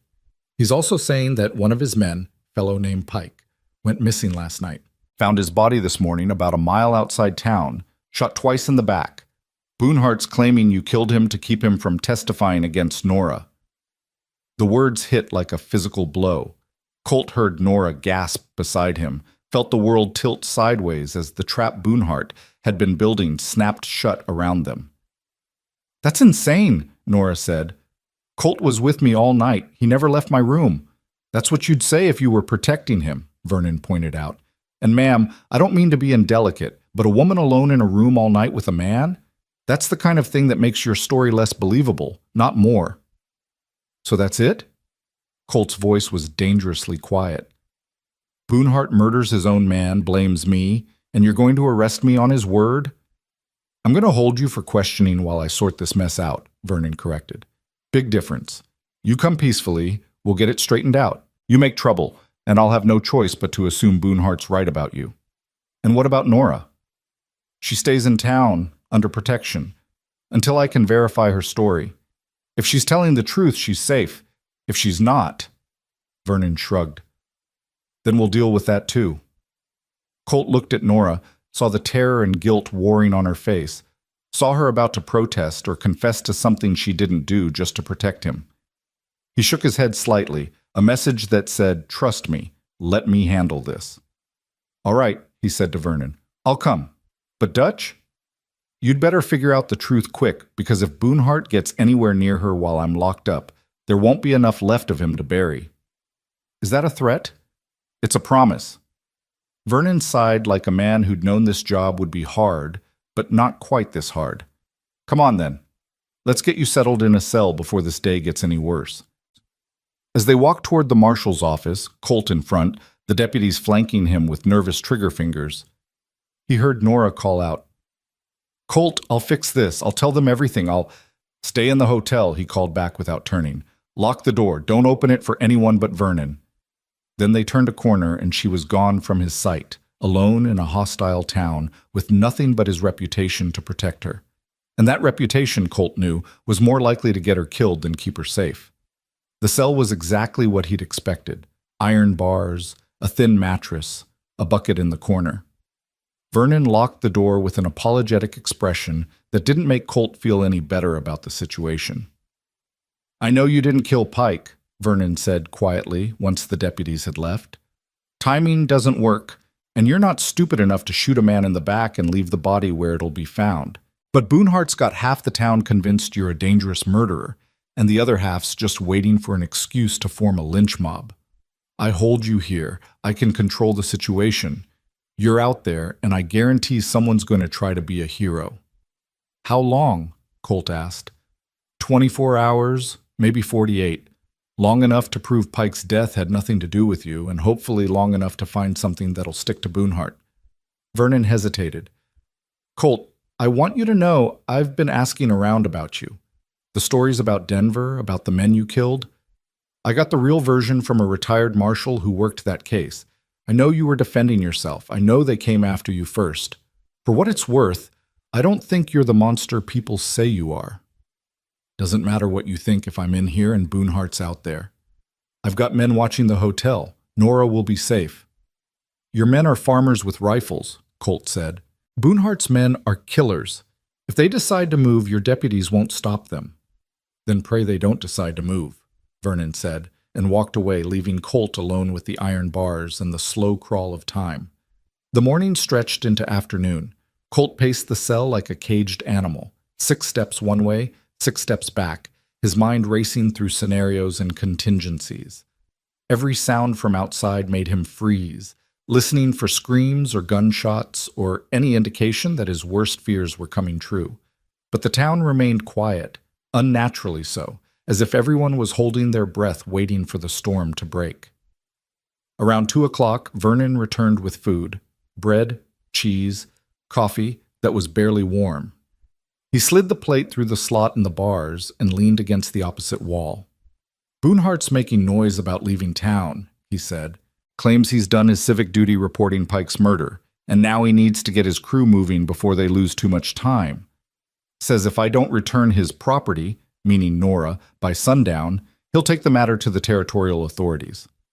"Let him leave," Colt said. "Better for everyone if he just disappears. He's not leaving without Nora. Made that crystal clear. Said he'll file charges in every town between here and California if necessary, but he's not letting her get away with theft and conspiracy to murder." Vernon rubbed his face tiredly. "And legally, Colt, he might have a case. That contract could hold up, and if it does, Nora's obligated to fulfill its terms." "The contract's a forgery." "Maybe, but I'd need a handwriting expert to prove it, and the nearest one's in Denver. That's a week's travel each way, and Boonhart's not going to wait that long." Colt's hands clenched around the bars. "So what are you saying?" "I'm saying I'm out of options here. I've got no evidence that'll stick, no witnesses willing to testify against Boonhart, and a dead man who was conveniently shot when you had opportunity and motive. Best I can do is keep you here and keep Nora safe until either Boonhart leaves or I find something concrete." "That's not good enough." "It's all I've got." Vernon pushed off the wall, preparing to leave. "I'm sorry, Colt. I really am, but sometimes the law can only do so much." He left, and Colt sank onto the thin mattress, staring at the ceiling and trying not to think about all the ways this could go wrong. trying not to imagine Boonhart forcing his way into Nora's room or bribing Vernon's deputies to look the other way, or simply waiting until dark to do what men like him always did when they thought no one was watching. The afternoon faded into evening. Through the barred window, Colt watched the sun sink toward the mountains, painting the sky in shades of red and gold that looked like fire, like war, like blood. Then, just as the last light was dying, he heard it. A commotion in the street, shouts, and the sound of breaking glass. Vernon burst into the office from the back room, grabbing his rifle, his face tight with tension. "Stay here," he ordered Colt unnecessarily, then ran out into the growing darkness. Colt moved to the window, pressed his face against the bars, and saw chaos unfolding. A crowd had gathered in front of the Pioneer Rest. Angry men with torches and weapons, and at their center, directing them like a conductor leading an orchestra, stood Ezekiel Boonhart. "She's a thief and a liar," Boonhart's voice carried clearly in the evening air. "She stole from honest men, conspired to murder one of our own, and now she's hiding behind a killer's reputation. Is that the kind of justice we want in Redemption Springs? Is that the kind of town we are?" The crowd roared its agreement, whipped into righteous fury by Boonhart's words and probably his money. Colt saw Vernon trying to push through the mob, trying to restore order, but he was one man against dozens. The deputies were nowhere to be seen, either scared off or paid off, or simply unwilling to face down their neighbors. And then Colt saw her. Nora appeared in the second-floor window of the hotel, her face pale and terrified, one hand pressed against the glass. She was trapped up there with a mob below and no way out, and even from this distance, Colt could see her looking around, searching desperately for someone to help her. Searching for him. Something broke inside Colt then, the last chain holding back 3 years of suppressed violence and rage. He'd tried to do this the right way, tried to let the law handle it, tried to be better than the thing he'd been. But the law was failing, justice was failing, and the woman who trusted him was about to pay the price for his restraint. No more. He grabbed the bars of his cell and pulled with every ounce of strength in his massive frame. The stone cracked. On the 8th, a chunk broke free, and Colt could see the wooden beam behind it. On the 12th, the beam splintered, and suddenly the bars were loose in their mountings. One more hit, and the entire barred window frame tore free from the wall in a shower of stone dust and ancient mortar. Colt squeezed through the opening, barely, his shoulders scraping raw against the jagged edges, and dropped into the alley behind the marshal's office. He hit the ground running, his mind clear and cold and focused on a single objective. Get to Nora before Boonhart's mob did something that couldn't be undone. The crowd in front of the Pioneer Rest had grown larger, and someone had started throwing stones at Nora's window. The glass shattered, and Colt heard her scream, a sound that cut through everything else and made his vision narrow to a single point of rage. He came around the corner of the marshal's office like a force of nature, and the crowd saw him and parted without conscious thought. Even in their torch-fueled fury, some instinct warned them that what was coming toward them was more dangerous than anything they'd ever faced. Boonhart saw him too. His eyes widened, then narrowed, and he raised his pistol with smooth confidence. "Stop right there, Mercer," he called out. "This doesn't concern you anymore. The lady's coming with me and you're going back to your cell. Otherwise, I'll put you down like the mad dog you are." Colt didn't slow, didn't hesitate, didn't show any sign he'd even heard the threat. He just kept walking forward with terrible purpose, and something in his approach made even Boonhart's confidence waver. "I'm warning you," Boonhart said, his voice rising. Colt was 10 feet away when Boonhart fired. The shot was rushed, panicked, and it went wide, sparking off the dirt to Colt's left. Boonhart tried to aim again, but Colt was already moving, closing the distance with frightening speed for a man his size. His hand shot out and clamped around Boonhart's wrist, squeezing until bones ground together and the pistol dropped to the ground. Boonhart screamed, tried to pull away, but he might as well have been trying to escape from iron shackles. "You made a mistake," Colt said quietly, his voice carrying in the sudden silence. "You came to my territory. You threatened someone under my protection. And now you're going to learn what happens when you push a peaceful man too far." He released Boonhart's wrist and backhanded him across the face with enough force to spin the man completely around. Boonhart stumbled, caught himself, and came up with a knife in his other hand, a wicked blade that gleamed in the torchlight. "You want her?" Boonhart snarled, his smooth mask finally cracking completely. You want that used-up whore? Fine. But you'll have to kill me to get her, and I don't think you've got the stomach for murder anymore. I think you're all talk, all reputation, nothing but— Colt hit him again, this time with a closed fist that connected with Boonhart's jaw and dropped him like a puppet with cut strings. The knife clattered away harmlessly.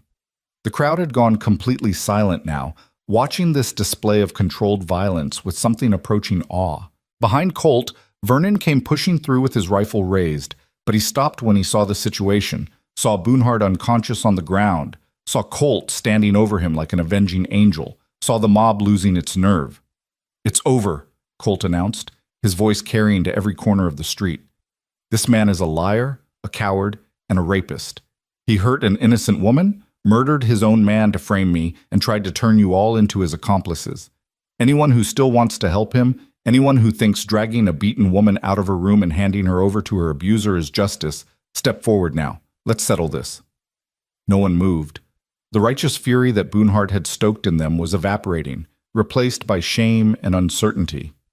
These were decent people mostly, who'd been manipulated by a silver tongue and mob mentality. Faced with the reality of what they'd almost done, they wanted no part of it. That's what I thought, Colt said. He turned to Vernon. I broke out of your cell. That's on me, and I'll answer for it. But first, I'm going to make sure Nora's safe. We clear? Vernon looked at him for a long moment, then slowly lowered his rifle. We're clear.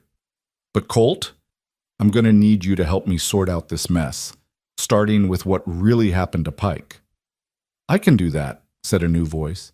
Everyone turned to see a young man stepping forward from the crowd, the nervous one who'd been with Boonhart in the marshal's office, the one Colt had pegged as trying to prove himself. He looked terrified but determined, his hands shaking as he addressed Vernon. My name's Thomas Reed, he said. I rode with Boonhart's crew, and I need to tell you what really happened to Pike, to Nora, to all of it, because I can't live with myself if I don't. Vernon gestured him forward. Start talking. Reed glanced at Boonhart's unconscious form, as if afraid the man would wake up and strike him down, then began to speak. The story he told was even worse than what Nora had described. Months of systematic abuse, multiple women who'd been used and abandoned, threats and violence, and a complete disregard for anything resembling human decency. He described how Pike had started to develop a conscience, had told Boonhart he wanted out, wanted to turn themselves in, and how Boonhart had shot him that very night, then carefully positioned the body and the evidence to frame Colt. He said it was perfect, Reed finished, his voice breaking. Said the giant would hang for it, and we'd get Nora back, and everything would go back to normal. But I couldn't watch him hurt another woman. I couldn't let an innocent man die for something we did. So I'm telling you now, Marshal, arrest me, hang me, whatever you need to do. But please, please don't let him take her. The silence that followed was profound. Even Boonhart's remaining men, the stocky one with the scar, looked sick, as if hearing it all laid out in plain words had broken through whatever justifications they'd been using. Vernon's face had gone hard as granite. Jacob, he called to one of his deputies who'd finally reappeared, get some rope. We're arresting Ezekiel Boonhart for murder, assault, rape, and about a dozen other charges I'll think of once I get him in a cell. Reed, you're under arrest too, but I'll make sure the territorial judge knows you cooperated. The rest of Boonhart's crew, you've got 1 hour to get out of my town. If I see you after that, I'll assume you're complicit and treat you accordingly. The scarred man didn't need to be told twice. He turned and ran, disappearing into the darkness. Colt didn't wait to watch the arrests happen. He turned and walked into the Pioneer Rest, taking the stairs 2 at a time despite the exhaustion pulling at him. Nora's door was locked from the inside, and when he knocked, he heard her terrified voice call out, "Who is it? It's me. It's over." The lock clicked, and the door swung open to reveal Nora standing there with a broken chair leg in her hands, her makeshift weapon against a mob. When she saw it was really him, really over, the chair leg dropped from nerveless fingers and she collapsed against his chest, sobbing so hard her whole body shook. Colt wrapped his arms around her carefully, mindful of her injuries, and let her cry. Let her release 4 months of terror and pain and helplessness into the fabric of his shirt. Let her be small and broken and human, because God knew she'd been forced to be strong for far too long. I thought they were going to take me, she whispered against his chest. I thought you couldn't get to me, thought I'd have to go back to him, thought... Shh, Colt murmured. You're safe now. He can't hurt you anymore. No one can. You came for me.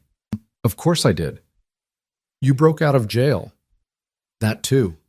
She laughed, a wet, broken sound that was still somehow the most beautiful thing Colt had heard in years. You're going to be in so much trouble. Worth it. They stood like that for a long time, two people who'd found each other in darkness and somehow managed to pull each other toward the light. Outside, Colt could hear Vernon organizing the arrests, the crowd dispersing, the normal sounds of order being restored. But in this room, in this moment, there was only them and the quiet realization that they'd survived something that should have destroyed them. What happens now? Nora finally asked, pulling back enough to look up at him. Now. Colt smiled slightly. Now you decide who you want to be. Because Nora, you're free, really free. Boonhart's going to prison, or worse, and that contract's worthless even if it was real. You can go anywhere, do anything, be anyone you want. The whole world just opened up for you. And you? She asked. What about you? Me? He shrugged. I'll probably spend a few days in Vernon's cell for breaking out, pay a fine, then go back to my ranch and my isolation and my quiet life. That sounds lonely. It's what I'm used to. Nora reached up and touched his scarred face with gentle fingers. What if you didn't have to be lonely anymore? What if I stayed? Colt's breath caught. Stayed where? With you. At your ranch. I'm a good cook, and you clearly need one.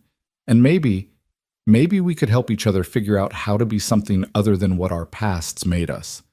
She smiled tentatively. If you'd have me, that is. Colt looked down at this woman who'd knocked on his door in a storm and changed everything, who'd trusted him when she had no reason to, who'd stood with him against impossible odds and come out the other side still believing in something better. And he realized that the isolation he'd sought for 3 years wasn't peace. It was just another kind of prison. I'd have you, he said quietly. I'd be honored to have you. The smile that broke across Nora's battered face was like sunrise after a long night, and for the first time in longer than he could remember, Colt Mercer felt something that might have been hope. The next 3 weeks unfolded like a slow exhale after years of holding breath. Colt spent 2 days in Vernon's cell as promised, not as a prisoner exactly, but as penance for the damaged wall and the chaos of his escape. The marshal seemed almost apologetic about it, bringing him decent meals and updates on Boonhart's situation.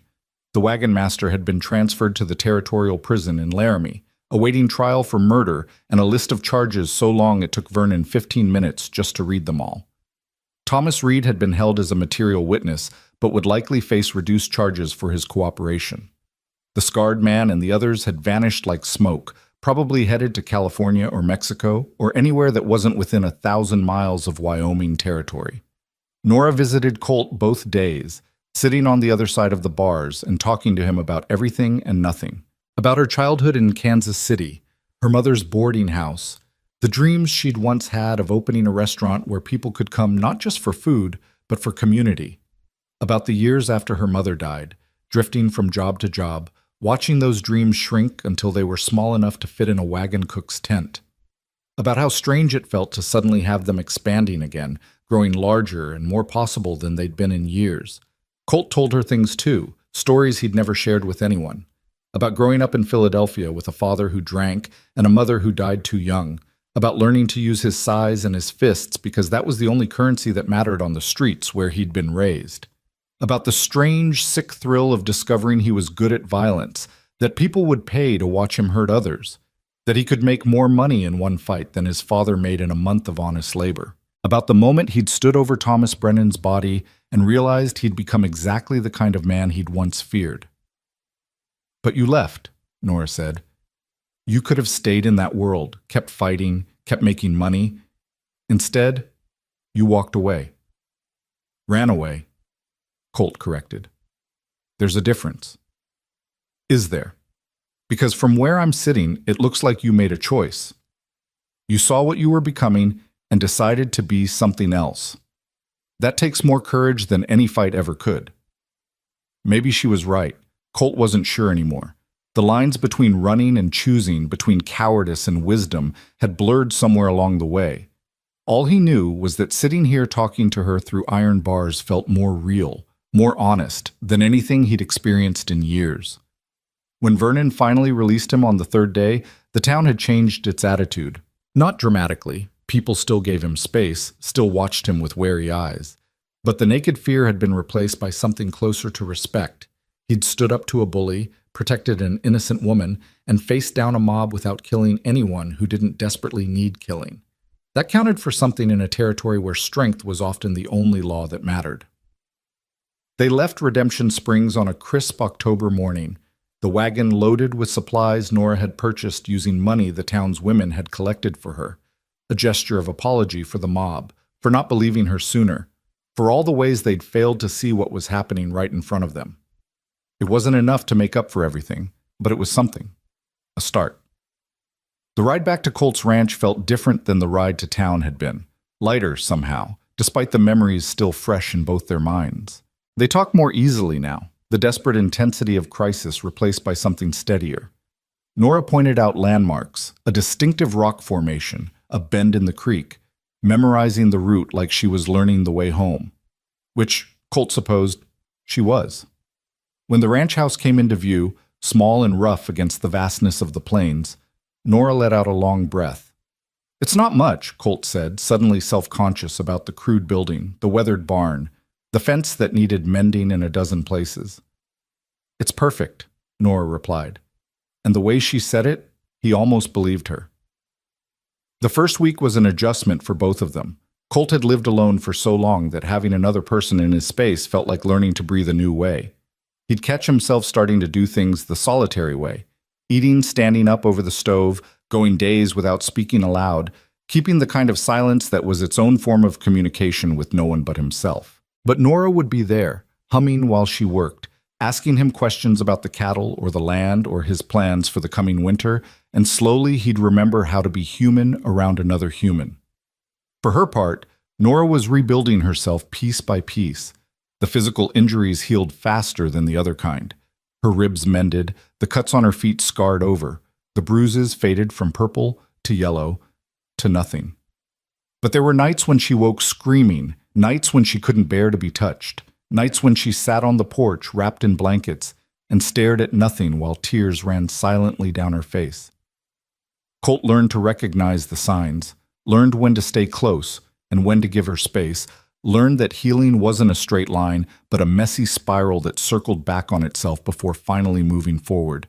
They'd agreed she would take the bed and he would sleep in the barn, propriety be damned but practicality observed. But on the fourth night, when her nightmares had been particularly vicious, she appeared in the barn doorway wrapped in a blanket and asked in a small voice if she could sleep near him. Not with him, just near him, because the darkness of the house alone was too much like the darkness of Boonhart's camp. "Of course," Colt had said, and cleared a space in the hay beside where he'd been sleeping. They lay there like siblings or soldiers, close enough for comfort, but careful not to cross any lines that couldn't be uncrossed, and Nora slept through until morning for the first time since the ordeal had ended. It became their routine. Days spent working, Colt on the ranch repairs and cattle, Nora cooking and cleaning and gradually taking over the garden plot she'd discovered behind the house, overgrown but salvageable. Evenings spent on the porch, talking or sitting in companionable silence. Nights in the barn, two broken people finding peace in proximity. "Tell me about the fight," Nora said one evening, about 10 days into their new arrangement. They were sitting on the porch watching the sun set, the sky painted in shades of orange and pink that looked almost artificial in their beauty. "The one where Thomas Brennan died. You said you hit him wrong, but what does that mean?" Colt was quiet for so long she probably thought he wouldn't answer. But something about the evening, about the way she'd asked without judgment, made him want to try. "In fighting, there's a difference between hurting someone and destroying them," he began slowly. "A good fighter knows that difference, knows how to gauge force and angle and impact to put a man down without putting him out." "I was a good fighter, one of the best." So what happened? I got angry. Colt's hands clenched on his knees. The men who'd arranged the fight, who'd bet on me to lose, they sent someone to my room the night before. Threatened my sister, said if I didn't throw the fight, they'd find her in Philadelphia and make her pay for my disobedience. I didn't even know they knew about her. Hadn't seen her in 5 years, but they'd found her anyway. Did you throw the fight? No, because halfway through I realized the whole thing was a setup. Brennan was fighting like a man possessed, taking hits that should have dropped him and getting back up. Found out later they'd threatened his daughter, so we were both out there trying to lose and trying to win at the same time, both scared of what would happen to the people we loved if we made the wrong choice. Nora reached over and took his hand. He didn't pull away. In the third round, Brennan came at me wild, telegraphing a right hook that any fighter worth his salt would have seen coming.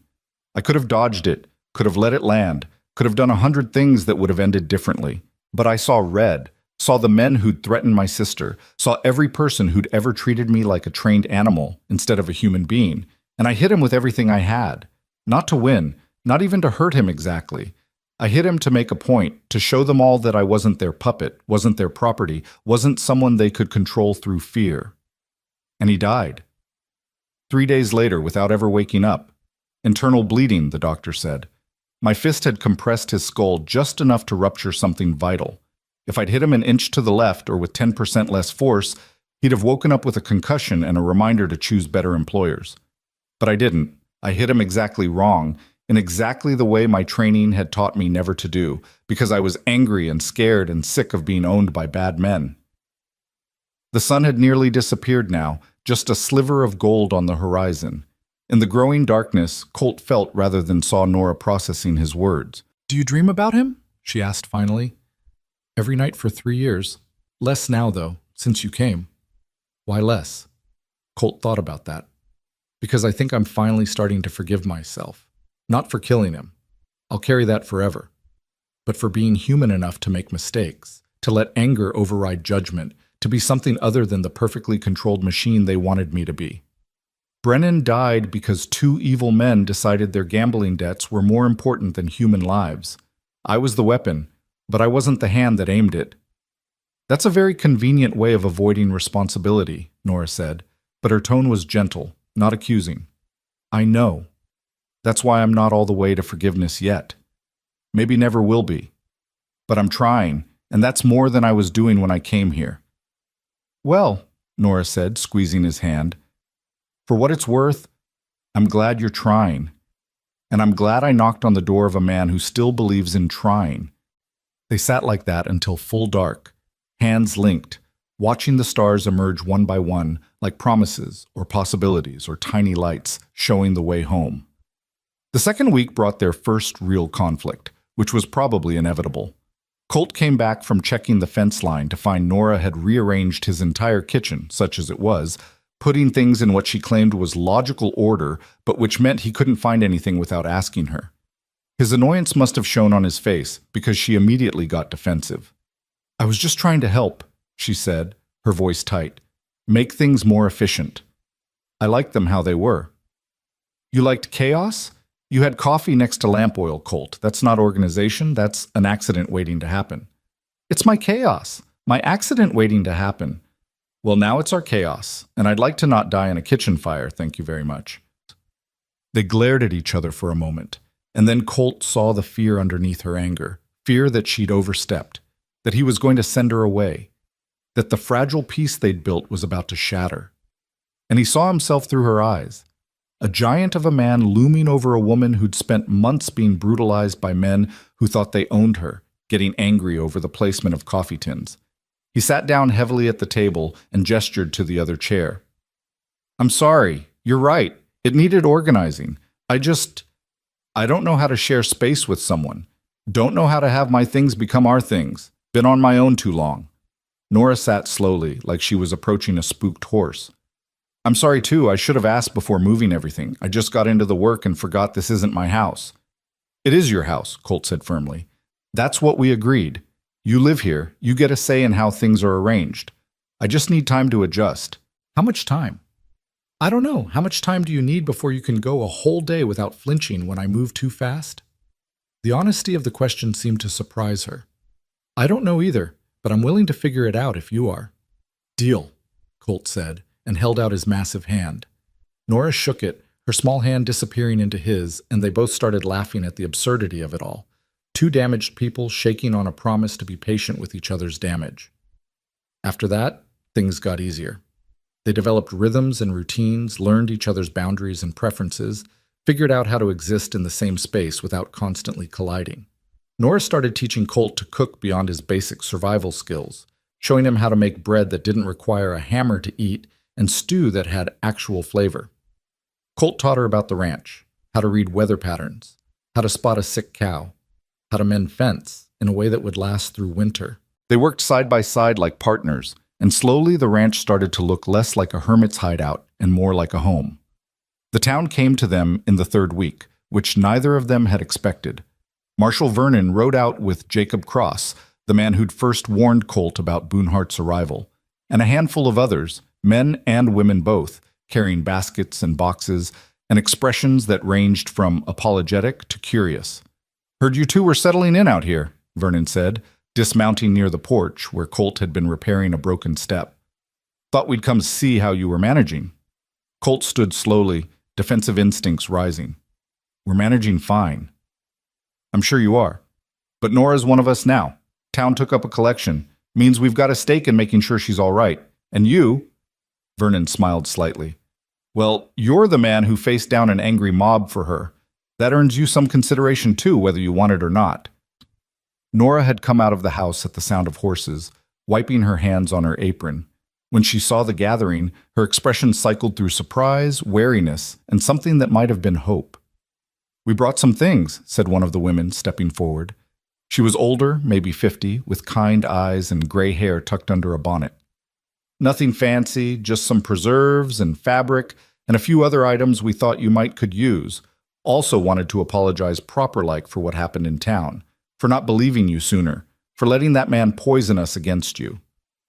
"You don't need to apologize," Nora said quietly. "We do, though. We do. And we want you to know you're welcome in Redemption Springs any time, both of you." The woman glanced at Colt. "I'm Martha Hensley, by the way. Run the boarding house. Would be honored if you'd come to dinner sometime, both of you." Over the next hour, the visitors unpacked their offerings: jars of jam and pickles, cuts of fabric, a new set of dishes to replace Colt's battered tin plates, seeds for next spring's planting. They asked questions about the ranch and offered help with larger projects. The men talked to Colt about cattle prices and winter preparations, treating him like a neighbor rather than a threat. The women drew Nora into conversations about recipes and sewing patterns, including her in their community without making a show of it. It was overwhelming and awkward and surprisingly touching all at once. These were people trying to make amends, trying to build bridges, trying to show that they were better than their worst moment. And slowly, carefully, Colt and Nora let them. By the time the visitors left, the sun was setting and the porch was laden with gifts. Nora stood beside Colt, waving as the wagons and horses disappeared over the ridge. And when they were finally alone again, she turned to him with tears in her eyes. "They came for us," she said wonderingly. "Not to judge or threaten or take. They just came for us." "They did," Colt agreed, still somewhat stunned by it all. "I haven't had that in so long. People who just wanted to be kind, who didn't want anything in return. I'd forgotten what it felt like." "Me too." They went inside and made dinner from the food the town had brought: Martha's preserves on fresh bread, vegetables from someone's garden, a pie that was still warm. They ate at the table by lamplight, and for the first time since Nora had arrived, the future felt less like a threat and more like something that might actually be worth building toward.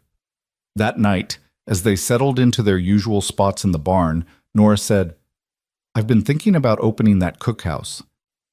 Colt rolled onto his side to look at her. "Yeah?" "Not in town. At least not at first. But here, maybe. You've got the land. We could build a small structure, nothing fancy. I could cook for ranch hands during roundup season. Maybe take in travelers heading west who need a decent meal. Start small and see what happens." "It's a good idea," Colt said. "But Nora, you don't need my permission. This is your home too. If you want to build something, we'll build it." She smiled in the darkness. I was hoping you'd say we. Where else would I be? I don't know. I keep waiting for you to tell me this was temporary, that once I was healed and Boonhart was dealt with, you'd want your solitude back. Do you want to leave? God, no. But I don't want to be a burden either. Colt sat up, his bulk shifting in the hay. Nora, look at me. She did, her face pale in the moonlight filtering through the barn slats. You're not a burden. You're the best thing that's happened to me in longer than I can remember. Maybe ever. You make me want to be better than I was, do better than I did. You make this place feel less like a hiding spot and more like a home. So no, I don't want my solitude back. I want this. I want us. However that looks, whatever that means. All right? Her smile could have lit the whole barn. All right. But Colt? Yeah? I want it too, the US part, just so we're clear. We're clear. They lay back down, closer than they usually did, close enough that Colt could feel the warmth of her beside him, close enough that when she reached out in the dark and found his hand, the connection felt like the most natural thing in the world. The fourth week brought the first snow, early even for Wyoming, a light dusting that transformed the plains into something ethereal and beautiful. Colt woke to find Nora standing in the barn doorway, wrapped in a blanket, watching the snowfall with an expression of pure wonder. I haven't seen snow in years, she said when she noticed he was awake. Forgot how quiet it makes everything. He came to stand beside her, and they watched together as the sun rose and set the snow crystals sparkling like scattered diamonds. It was one of those perfect moments that felt almost too fragile to exist. No words needed, no explanations required, just two people sharing the simple beauty of a winter morning. Want to help me check on the cattle? Colt asked eventually. Make sure they're handling the cold all right? I'd like that. They bundled up and headed out into the white landscape, their breath-forming clouds in the crisp air. The cattle were fine, huddled together for warmth, but otherwise unbothered by the early snow. Colt and Nora walked the property line, and Nora peppered him with questions about winter ranching, about what needed to be done to prepare for the harder cold that was coming, about everything and nothing. On the way back, they passed the spot where Nora wanted to build her cookhouse. It was just an empty patch of ground now, unremarkable except for its proximity to the main house and the creek. But Nora stopped and stood there, clearly seeing something that wasn't visible yet. It'll be small, she said, gesturing to invisible walls. Just one room at first. A good stove, a long table where people can sit together. Maybe some shelves for preserves and dry goods. In the spring, I could plant herbs right outside the door. Rosemary, thyme, sage. Things that make food taste like care instead of just fuel. We could start clearing the site after the snow melts, Colt offered. Get lumber from town, maybe hire one of the carpenters to help with the frame. You'd do that? Spend money on my dream? It's not just your dream anymore, it's our dream. Besides, ranchers need to eat too, and I'm tired of my own cooking. Nora laughed, that free, unguarded sound that Colt was learning to cherish. Your cooking's not that bad, just that good. Exactly. So we build you a proper kitchen, and I'll provide the customers. Fair trade. More than fair, Nora said, and impulsively hugged him, the first time she'd initiated physical contact beyond hand-holding. Colt froze for a moment, afraid of doing something wrong, then carefully wrapped his arms around her and held her like she was made of glass and steel all at once. They stood like that in the snow, two people who'd been broken by the world, and were slowly, carefully, teaching each other how to be whole again. It wasn't perfect, nothing about their situation was perfect, but it was real, and it was theirs, and that was more than either of them had thought they'd ever have. That evening, over dinner, Nora brought up something she'd clearly been thinking about for a while. When the trial happens, Boonhart's trial, they're going to want me to testify. Probably, Colt agreed. I'm not sure I can do it. Stand up in front of everyone and tell them what happened. Describe the things he did, the things they all did. Have them look at me and judge whether I'm telling the truth or just a hysterical woman making accusations. You don't have to testify if you don't want to. Reed's testimony alone should be enough to convict him. But what if it's not? What if Boonhart gets some smooth-talking lawyer who convinces a jury that Reed was lying, that I'm lying, that it was all some misunderstanding? What if he walks free? Colt reached across the table and covered her hand with his.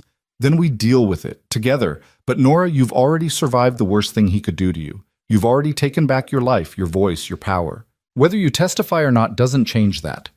You don't owe anyone your trauma.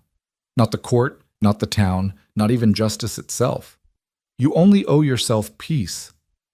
What if I want to testify? Not because I have to, but because I want him to hear me say it. Want him to know that I survived, that I'm not broken, that he didn't win. Then I'll be right there with you, in the courtroom holding your hand, reminding you that you're stronger than whatever he can throw at you. Whatever you decide, I'm with you. Nora nodded slowly, her eyes bright with unshed tears. Thank you for always making it a choice, for never pushing me one way or another, for just being there. Where else would I be?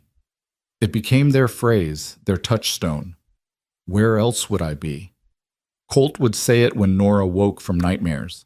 Nora would say it when Colt got that distant look that meant he was back in Denver, standing over Brennan's body. Where else would I be?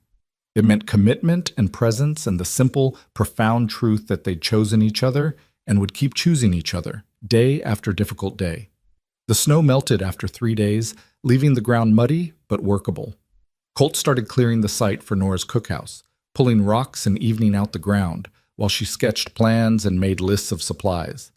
They worked separately but together, each focused on their tasks but always aware of the other's presence, always ready to help or share a thought, or just exist in comfortable silence. Vernon rode out near the end of the 4th week with news about the trial. Territorial judge is coming through in 6 weeks, he said, accepting the coffee Nora offered. Wants to hear the case against Boonhart, get it settled before winter makes travel impossible. Prosecution's asking if you'll testify, Nora. They say your account combined with Reed's would be unshakable. But they also said if you can't or won't, they'll understand and work with what they have. Nora glanced at Colt, who gave her the smallest nod. Your choice. Whatever you decide. She took a deep breath. I'll testify, she said. Not for them, not for justice, not even really for the other women he hurt. I'll testify for me. Because I want to look him in the eye and show him that I'm still here, still standing, still strong. That he didn't destroy me no matter how hard he tried. Vernon smiled with genuine respect. That's the bravest damn thing I've heard in a long time, ma'am. We'll make sure you're protected every step of the way. And Colt, he turned to the big man, I assume you'll be there? Try to stop me. Wouldn't dream of it. Truth be told, I sleep better knowing you're on the side of right these days. Town's getting used to having you around too. Heard Martha Hensley's been telling everyone about how polite and helpful you were when they visited. Coming from her, that's high praise. After Vernon left, Nora and Colt sat on the porch and watched the sun set. It had become their evening ritual, this quiet time before dinner when they'd decompress from the day and prepare for the night. Are you scared? Colt asked. About the trial. Terrified, Nora admitted, but also ready. Does that make sense? Perfect sense. The things worth doing are usually the things that scare us most. Is that from experience? That's from opening a door on a stormy night and finding you on the other side. Scariest thing I'd done in years. Best thing too. Nora leaned her head against his shoulder. Another first. Another small step toward trust and intimacy. Where else would you be? Exactly, Colt said, and they sat like that until the stars came out. Two people who'd found each other in darkness and were learning, slowly but surely, how to live in the light. The 6 weeks before the trial passed in a strange suspension between anticipation and normalcy. Colt and Nora fell deeper into their routines, building something that looked remarkably like a life together. The foundation for the cookhouse went in during the 3rd week, limestone blocks that Colt hauled from the creek bed and set with mortar he mixed himself. Nora watched the structure take shape with an expression that moved between disbelief and joy, like she couldn't quite trust that something good was actually happening to her. It's real, Colt would remind her when he caught that look. You're allowed to have good things. I know, she'd reply. I'm just not used to them yet. They made another trip to Redemption Springs to order lumber and supplies, and this time the reception was noticeably warmer. People nodded greetings, shopkeepers asked after their well-being, and Martha Hensley insisted they stay for supper at her boarding house. Over pot roast and potatoes, surrounded by other diners who treated them like neighbors rather than curiosities, Nora laughed at something one of the ranch hands said, and Colt realized he was watching her come back to life in real time.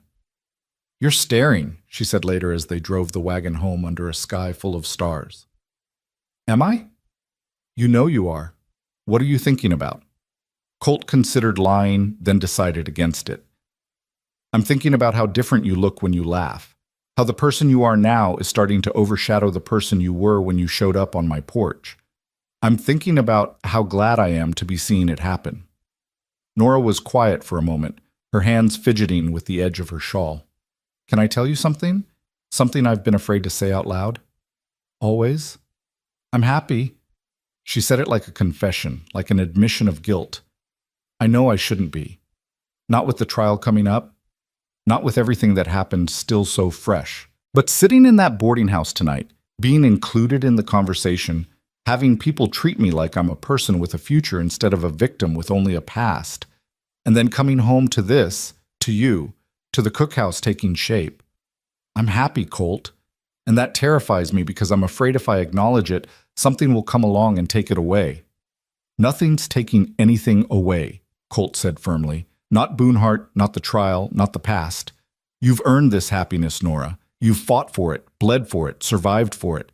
And I'll be damned if I let anyone or anything steal it from you now."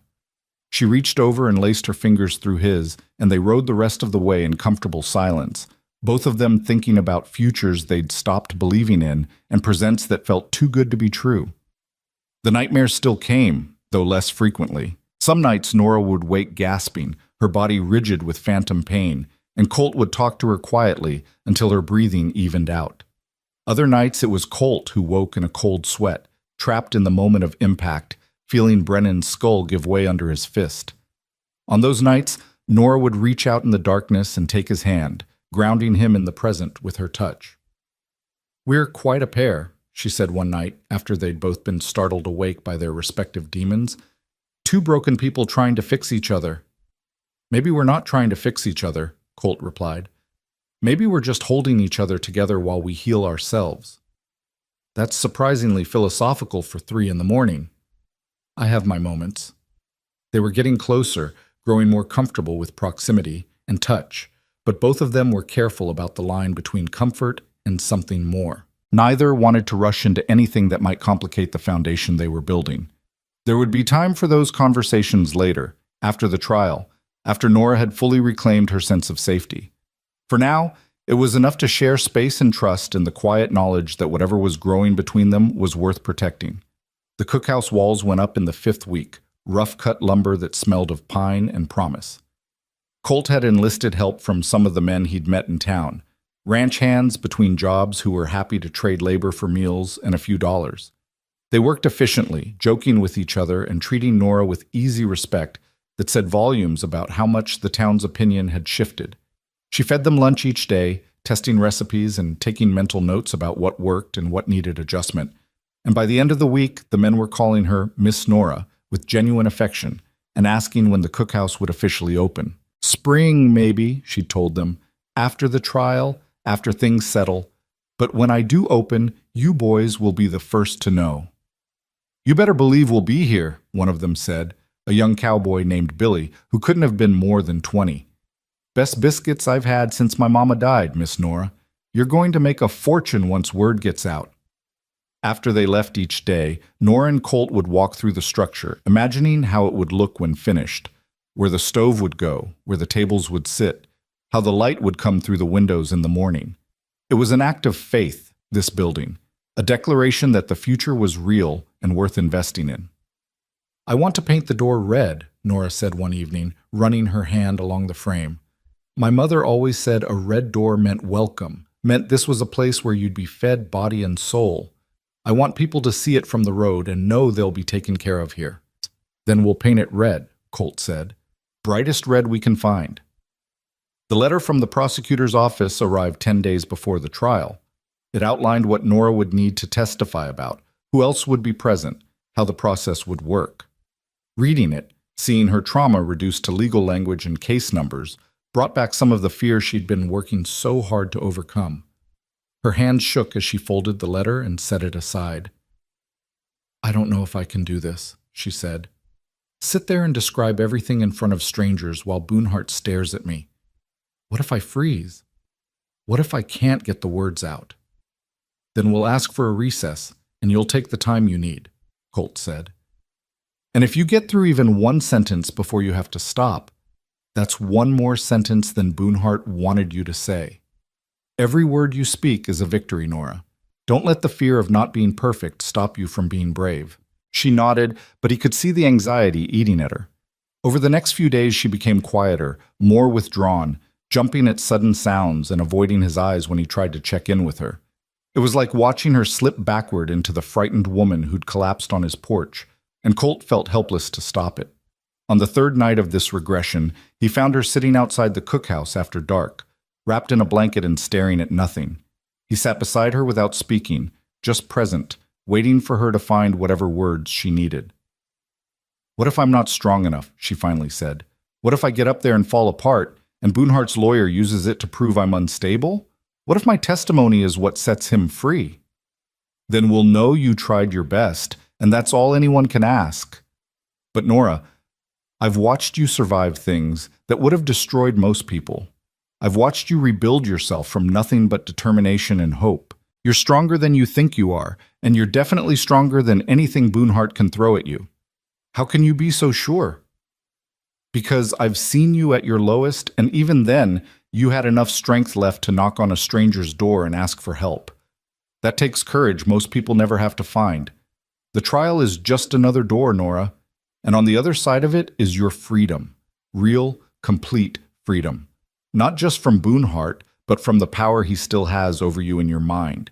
You knock on that door, you walk through it, and you never have to be afraid of him again." She leaned against him, and he wrapped an arm around her shoulders. "What if I need you there? In the courtroom, I mean, physically there, where I can see you. Then I'll be there, front row, where you can't miss me. And any time you need to look away from him, you look at me instead. I'll be your anchor."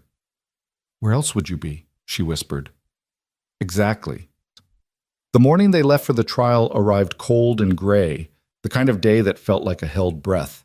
They'd packed the wagon the night before, Nora's testimony papers, a change of clothes, provisions for the 2-day journey to the county seat where the trial would be held. Vernon was meeting them there with Reed and the other witnesses. The prosecutor, a man named Harrison Cole, had written to say he was confident in their case but wanted to prepare Nora thoroughly before she took the stand. The trip was tense. Nora barely spoke, lost in her own thoughts and fears. Colt tried to give her space while also staying close enough that she knew he was there if she needed him. They stopped for the night at a way station, taking separate rooms despite the knowing looks from the proprietor, and Colt lay awake listening for sounds of distress from Nora's room. He heard her pacing for hours before finally settling, and he wondered if she'd slept at all. The courthouse was an imposing brick building in a town called Lewiston, larger than Redemption Springs but with the same frontier roughness around its edges. They arrived mid-morning of the first day, and Vernon met them on the steps with Cole, a sharp-eyed man in his 40s who wore wire-rimmed spectacles and carried himself with the confidence of someone who'd won more cases than he'd lost. "Miss Hale," he said, shaking Nora's hand, "thank you for coming. I know this isn't easy, but your testimony is crucial to putting Boonhart away for a very long time. Shall we go inside and discuss strategy?" They spent the next 3 hours in a side room while Cole walked Nora through what would happen. He asked her to tell her story multiple times, pushing her on details, playing devil's advocate in ways that made Colt's fists clench. But it was necessary. Cole needed to know how she'd hold up under cross-examination, needed to prepare her for the kinds of attacks Boonhart's lawyer would make on her credibility. "He's going to try to paint you as a willing participant who changed her mind later," Cole said bluntly. "He'll ask about your past, your relationships, anything he can use to suggest you're not a reliable narrator of your own experience. I need you to stay calm, stick to the facts, and remember that the truth is on your side. Can you do that?" "I can try," Nora said, her voice small but determined. "That's all I ask." The trial began the next morning in a courtroom packed with spectators. News of the case had spread. Brutal wagon master accused of rape and murder, honest settler woman fighting back against her abuser, and people had come from miles around to watch justice be served or denied. Colt sat in the front row as promised, his size and scars making the people next to him noticeably uncomfortable, but he didn't care. He was here for Nora, and everyone else could think whatever they wanted. When they brought Boonhart in, Colt felt rage coil in his gut like a living thing. The wagon master looked thinner than he had in Redemption Springs, his time in territorial prison clearly taking a toll, but his eyes still held that same cruel intelligence. And when his gaze found Nora, sitting at the prosecutor's table, something predatory flickered across his face before his lawyer leaned over and whispered something that made him school his expression to false remorse. The first day was procedural: jury selection, opening statements, the prosecutor laying out the timeline of events.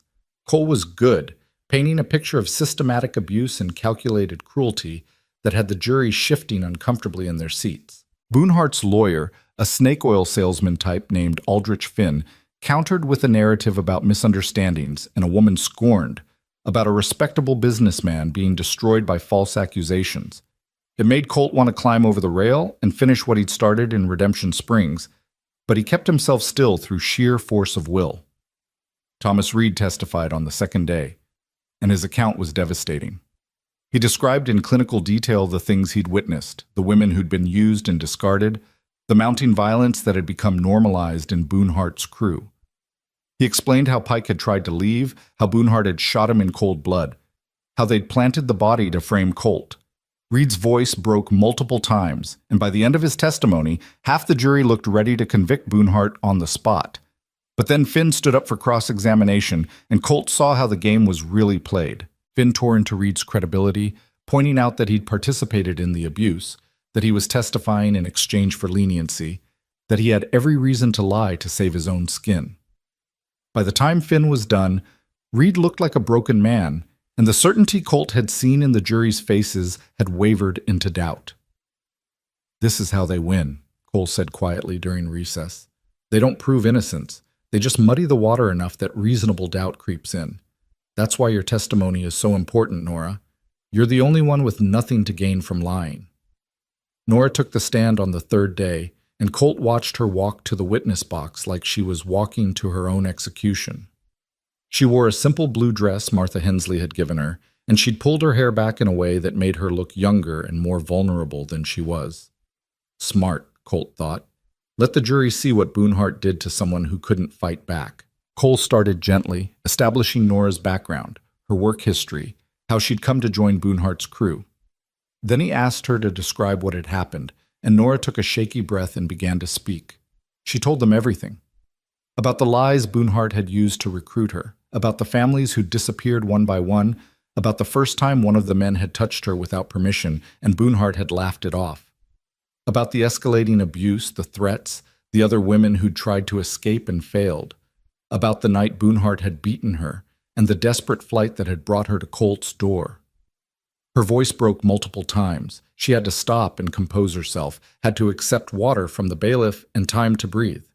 But she kept going, kept pushing through the pain and humiliation of having to describe the worst moments of her life to a room full of strangers. And through it all, whenever she felt herself faltering, she'd look at Colt, and he'd give her the smallest nod, and she'd find the strength to continue. When Cole finished, the courtroom was silent except for the sound of several women in the gallery crying. Even some of the men looked shaken, their faces tight with barely suppressed anger. The jury was leaning forward, fully invested in Nora's story, and Colt dared to hope that maybe, finally, justice would actually be served. Then Aldrich Finn stood up, straightened his vest, and smiled like a shark. "Miss Hale," he began, his tone dripping with false sympathy, "that was quite a harrowing tale. I'm sure everyone here feels terrible about your ordeal, but I have to ask, and please understand, this is my job, did you at any point tell Mr. Boonhart or any of his men that you didn't consent to their advances?" Nora blinked. "I fought them. I pushed them away. I said no.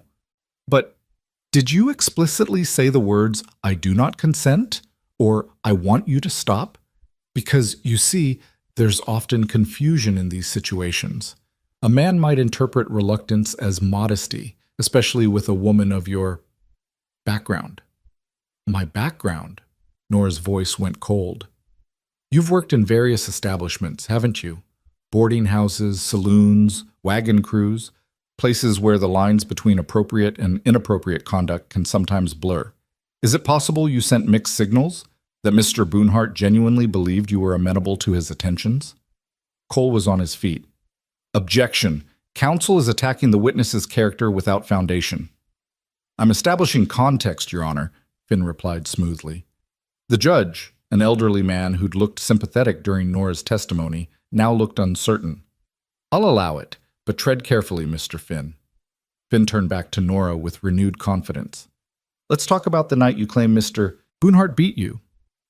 You said this happened because you rejected his advances. But isn't it true that there was money missing from his lockbox? Isn't it possible he confronted you about theft, and the altercation stemmed from that rather than any improper behavior on his part? That's a lie, Nora said, her voice rising. I never stole anything. He beat me because I fought back against him trying to... She stopped, unable to finish the sentence. Trying to what, Miss Hale? Collect a debt? Enforce the terms of your employment contract? Finn produced the forged contract and waved it at the jury. This document clearly states you agreed to provide services to Mr. Boonhart's crew in exchange for passage west. Is it not possible you simply misunderstood the nature of those services? No, Nora said, but Colt could hear the doubt creeping into her voice, the old familiar shame that abusers planted in their victims. No, I knew what cooking meant. I knew what... Did you? Finn pressed. Because from where I stand, it looks like you agreed to something, decided later you didn't like it, and then ran to the nearest large man you could find to protect you from the consequences of your own choices.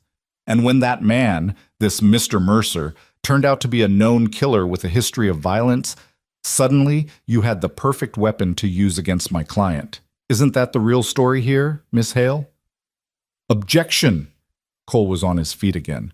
Your Honor, this is pure speculation and character assassination. Sustained, the judge said, but the damage was done. Colt could see it in the jury's faces, the doubt that Finn had carefully cultivated, the suggestion that maybe Nora wasn't the innocent victim she'd claimed to be. Nora saw it too. Her composure cracked, and tears started streaming down her face. I'm telling the truth, she said desperately. Everything I said happened exactly the way I said it did. He hurt me. He hurt other women.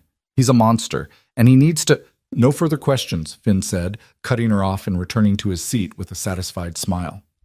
Cole did his best to rehabilitate Nora's testimony on redirect, but the spell was broken. By the time she stepped down from the witness box, she looked defeated, and Colt wanted to tear Finn apart with his bare hands for what he'd done to her. They recessed for the day, and Colt found Nora in the side room where witnesses waited, curled in a chair with her arms wrapped around herself. He sat beside her and pulled her into his arms, and she cried against his chest like her heart was breaking. I failed, she sobbed. I let him twist everything. I let him make it sound like it was my fault. You didn't fail, Colt said fiercely. You told the truth, and that bastard lawyer did what bastard lawyers do.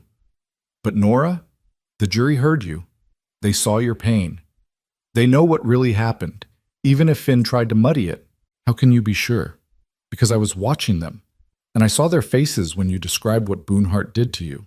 They believed you then, and they'll remember that when they deliberate. You did everything right. Cole joined them a few minutes later, looking grim, but not defeated. That was rough, but not unexpected. Finn's good at creating doubt, but he didn't actually disprove anything you said.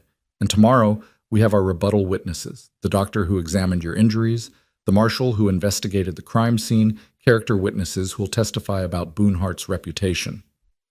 We're not done yet. The fourth day brought those rebuttal witnesses, each one chipping away at the defense's narrative. The doctor confirmed that Nora's injuries were consistent with a severe beating and sexual assault. Vernon testified about the bloodstains in Boonhart's camp and the women's clothing found in the tents. Martha Hensley and others from Redemption Springs spoke about Nora's character, describing her as honest and hardworking and clearly traumatized when she'd first come to town. Finn tried to counter, but his questions grew increasingly desperate. By the time closing arguments came around, Colt felt cautiously optimistic again. Cole's closing was passionate and precise, hitting every point that mattered. Ezekiel Boonhart is a predator who used his position of power to abuse vulnerable women. He counted on their silence, on their shame, on a world that too often believes men like him over women like Miss Hale. But she found her voice. She found her courage. And she came here to tell you the truth, despite knowing she'd be attacked and doubted and made to feel like the criminal instead of the victim. The question before you isn't whether Miss Hale is perfect. None of us are. The question is whether you believe her. And if you do, then you have a duty to hold Ezekiel Boonhart accountable for his crimes. Finn's closing tried to resurrect the doubt he'd planted, painting Boonhart as a misunderstood businessman and Nora as a confused woman with ulterior motives. But it felt hollow after everything they'd heard, and Colt could see the jury wasn't buying it. The jury deliberated for 6 hours. 6 hours during which Colt and Nora sat in the hallway outside the courtroom, holding hands and barely speaking, while their entire future hung in the balance. Vernon paced. Cole reviewed his notes compulsively. Other spectators wandered in and out, speculating about the verdict, making Colt want to throw them all out the nearest window. Finally, the bailiff emerged. Juries reached a verdict. They filed back into the courtroom, and Colt watched Boonhart's face as the foreman stood. The wagon master was trying to look confident, but Colt saw fear in his eyes, the same fear Nora must have felt every day in his camp. On the charge of murder in the first degree, how do you find? Guilty. On the charge of assault with intent to cause bodily harm? Guilty. On the charges of rape and sexual assault? Guilty on all counts. The courtroom erupted. Some people cheered, others gasped, and Nora collapsed against Colt's shoulder with a sob that sounded like relief and grief and triumph all mixed together. Boonhart's face went white, then red, and he lunged toward the prosecutor's table before the bailiffs grabbed him. "You lying whore!" he screamed at Nora. "I'll kill you! I'll hunt you down and—" The bailiffs dragged him out, still screaming threats, and the judge had to bang his gavel repeatedly to restore order.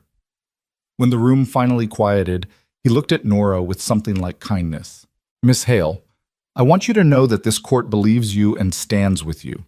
Mr. Boonhart will be sentenced to death by hanging for his crimes, to be carried out within 60 days. I hope that brings you some measure of peace." Nora nodded, unable to speak, and Colt just held her while the courtroom slowly emptied around them. They stayed in Lewiston that night, too exhausted and emotionally wrung out to face the journey home. In separate rooms again, though Colt suspected they were both lying awake, processing everything that had happened, they tried to rest and failed. Around midnight, Colt heard a soft knock on his door. When he opened it, Nora stood there in her nightgown and robe, her face streaked with tears. "Can I stay here?" she asked. I just don't want to be alone right now." "Of course." She came in and curled up on one side of the bed while Colt lay on the other, carefully maintaining space between them. But after a few minutes, Nora rolled over and pressed herself against his side, her head on his chest, and Colt wrapped his arm around her and held her while she cried herself to sleep. Tomorrow they'd go home. Tomorrow they'd rebuild and move forward and figure out what their lives looked like now that the shadow of Boonhart was finally gone. But tonight, they just held each other and let themselves feel everything: the pain, the relief, the exhaustion, the hope. The journey back to the ranch took 3 days because they weren't in any hurry. They stopped at scenic overlooks, shared meals by the roadside, talked about everything except the trial. About books they'd read, places they wanted to see someday, whether the cookhouse should have windows on the east or west wall to catch the best light. Normal conversations about a normal life they were building together. When the ranch finally came into view, Nora let out a long breath. "Home," she said wonderingly. "It actually feels like home now." "It is home," Colt confirmed, "for both of us." They spent the next few weeks finishing the cookhouse. The roof went on, the stove was installed, the tables and chairs were built and arranged. Nora painted the door herself, a brilliant red that could be seen from the road, exactly as she'd wanted. And on a bright November morning with snow threatening on the horizon, she officially opened for business. The response was better than either of them had dared hope. Ranch hands came from miles around, drawn by word of mouth about Miss Nora's cooking. Travelers stopped on their way west, grateful for a hot meal and a friendly face. Even some of the townspeople from Redemption Springs made the journey, Martha Hensley among them, to support Nora's dream. "You did it," Colt said one evening as they closed up after a particularly busy day. You built exactly what you wanted. We did it, Nora corrected. I couldn't have done any of this without you. They stood in the cookhouse with its red door and its warm stove and its tables that had seen laughter and conversation and community, and Colt realized this was what healing looked like. Not the absence of pain, but the presence of something good that grew up around it and through it, until the pain was just one part of a much larger story. Winter came in earnest, and the cookhouse closed for the season as the roads became impassable. But Colt and Nora didn't mind. It gave them time to rest, to plan for spring, to simply exist together without the weight of survival pressing on them. They moved into the main house together, sharing space more openly now that the immediate crisis had passed. The nightmares still came occasionally, but less frequently, and when they did, they knew how to navigate them together. They learned each other's rhythms and quirks, figured out how to fight fair and apologize sincerely, built the kind of partnership that came from choosing each other every day, even when it wasn't easy. One evening in late December, sitting by the fire while snow fell outside, Nora said, I've been thinking about something. What's that? About us. About what we are to each other. She turned to look at him, her face serious. When I first came here, I needed you to save me. And you did. But I don't need that anymore. I'm strong enough now to save myself if I had to. And yet I still want you here. Still want this, whatever this is. Does that make sense? Perfect sense, Colt said. Because I don't need you to fix me either. I'm doing that work myself. But I want you here while I do it. Want to build something with you that's not about survival or healing or making up for the past. Just about two people who like each other choosing to be together. So what do we call that? Colt smiled. How about love? Nora's breath caught. Love? If you want. No pressure, no expectations, just the truth. I love you, Nora Hale. I love your strength and your kindness and the way you make everything better just by being part of it. I love the life we're building and the person I'm becoming because you're in it. And I'll love you whether you say it back or not, because that's just how it is. Tears were streaming down Nora's face, but she was smiling. I love you too, Colt Mercer. I love your gentleness and your patience and the way you make me feel safe without making me feel small. I love that you see me as strong even when I feel weak. I love this life we're building, and I want to keep building it for as long as you'll have me. How about forever? Colt asked. Forever works. They kissed then, really kissed, for the first time since Nora had arrived half dead on his porch all those months ago. It was tender and careful and full of promise, the kiss of two people who knew exactly what they had and weren't taking any of it for granted. Spring came, and with it new beginnings. The cookhouse reopened to even bigger crowds. Nora hired help, a young woman named Sarah who'd answered an advertisement and who Nora promised would be treated with respect and paid fairly. Word spread about the cookhouse with the red door where the food was excellent, and the owner had overcome hell itself to build something beautiful. Colt proposed properly in April, with a ring he'd commissioned from a jeweler in Lewiston and a speech he'd practiced for weeks and still fumbled through nervously. Nora said yes before he'd even finished asking, and they were married in May by a traveling preacher with half the territory in attendance. Marshall Vernon gave Nora away. Martha Hensley wept openly.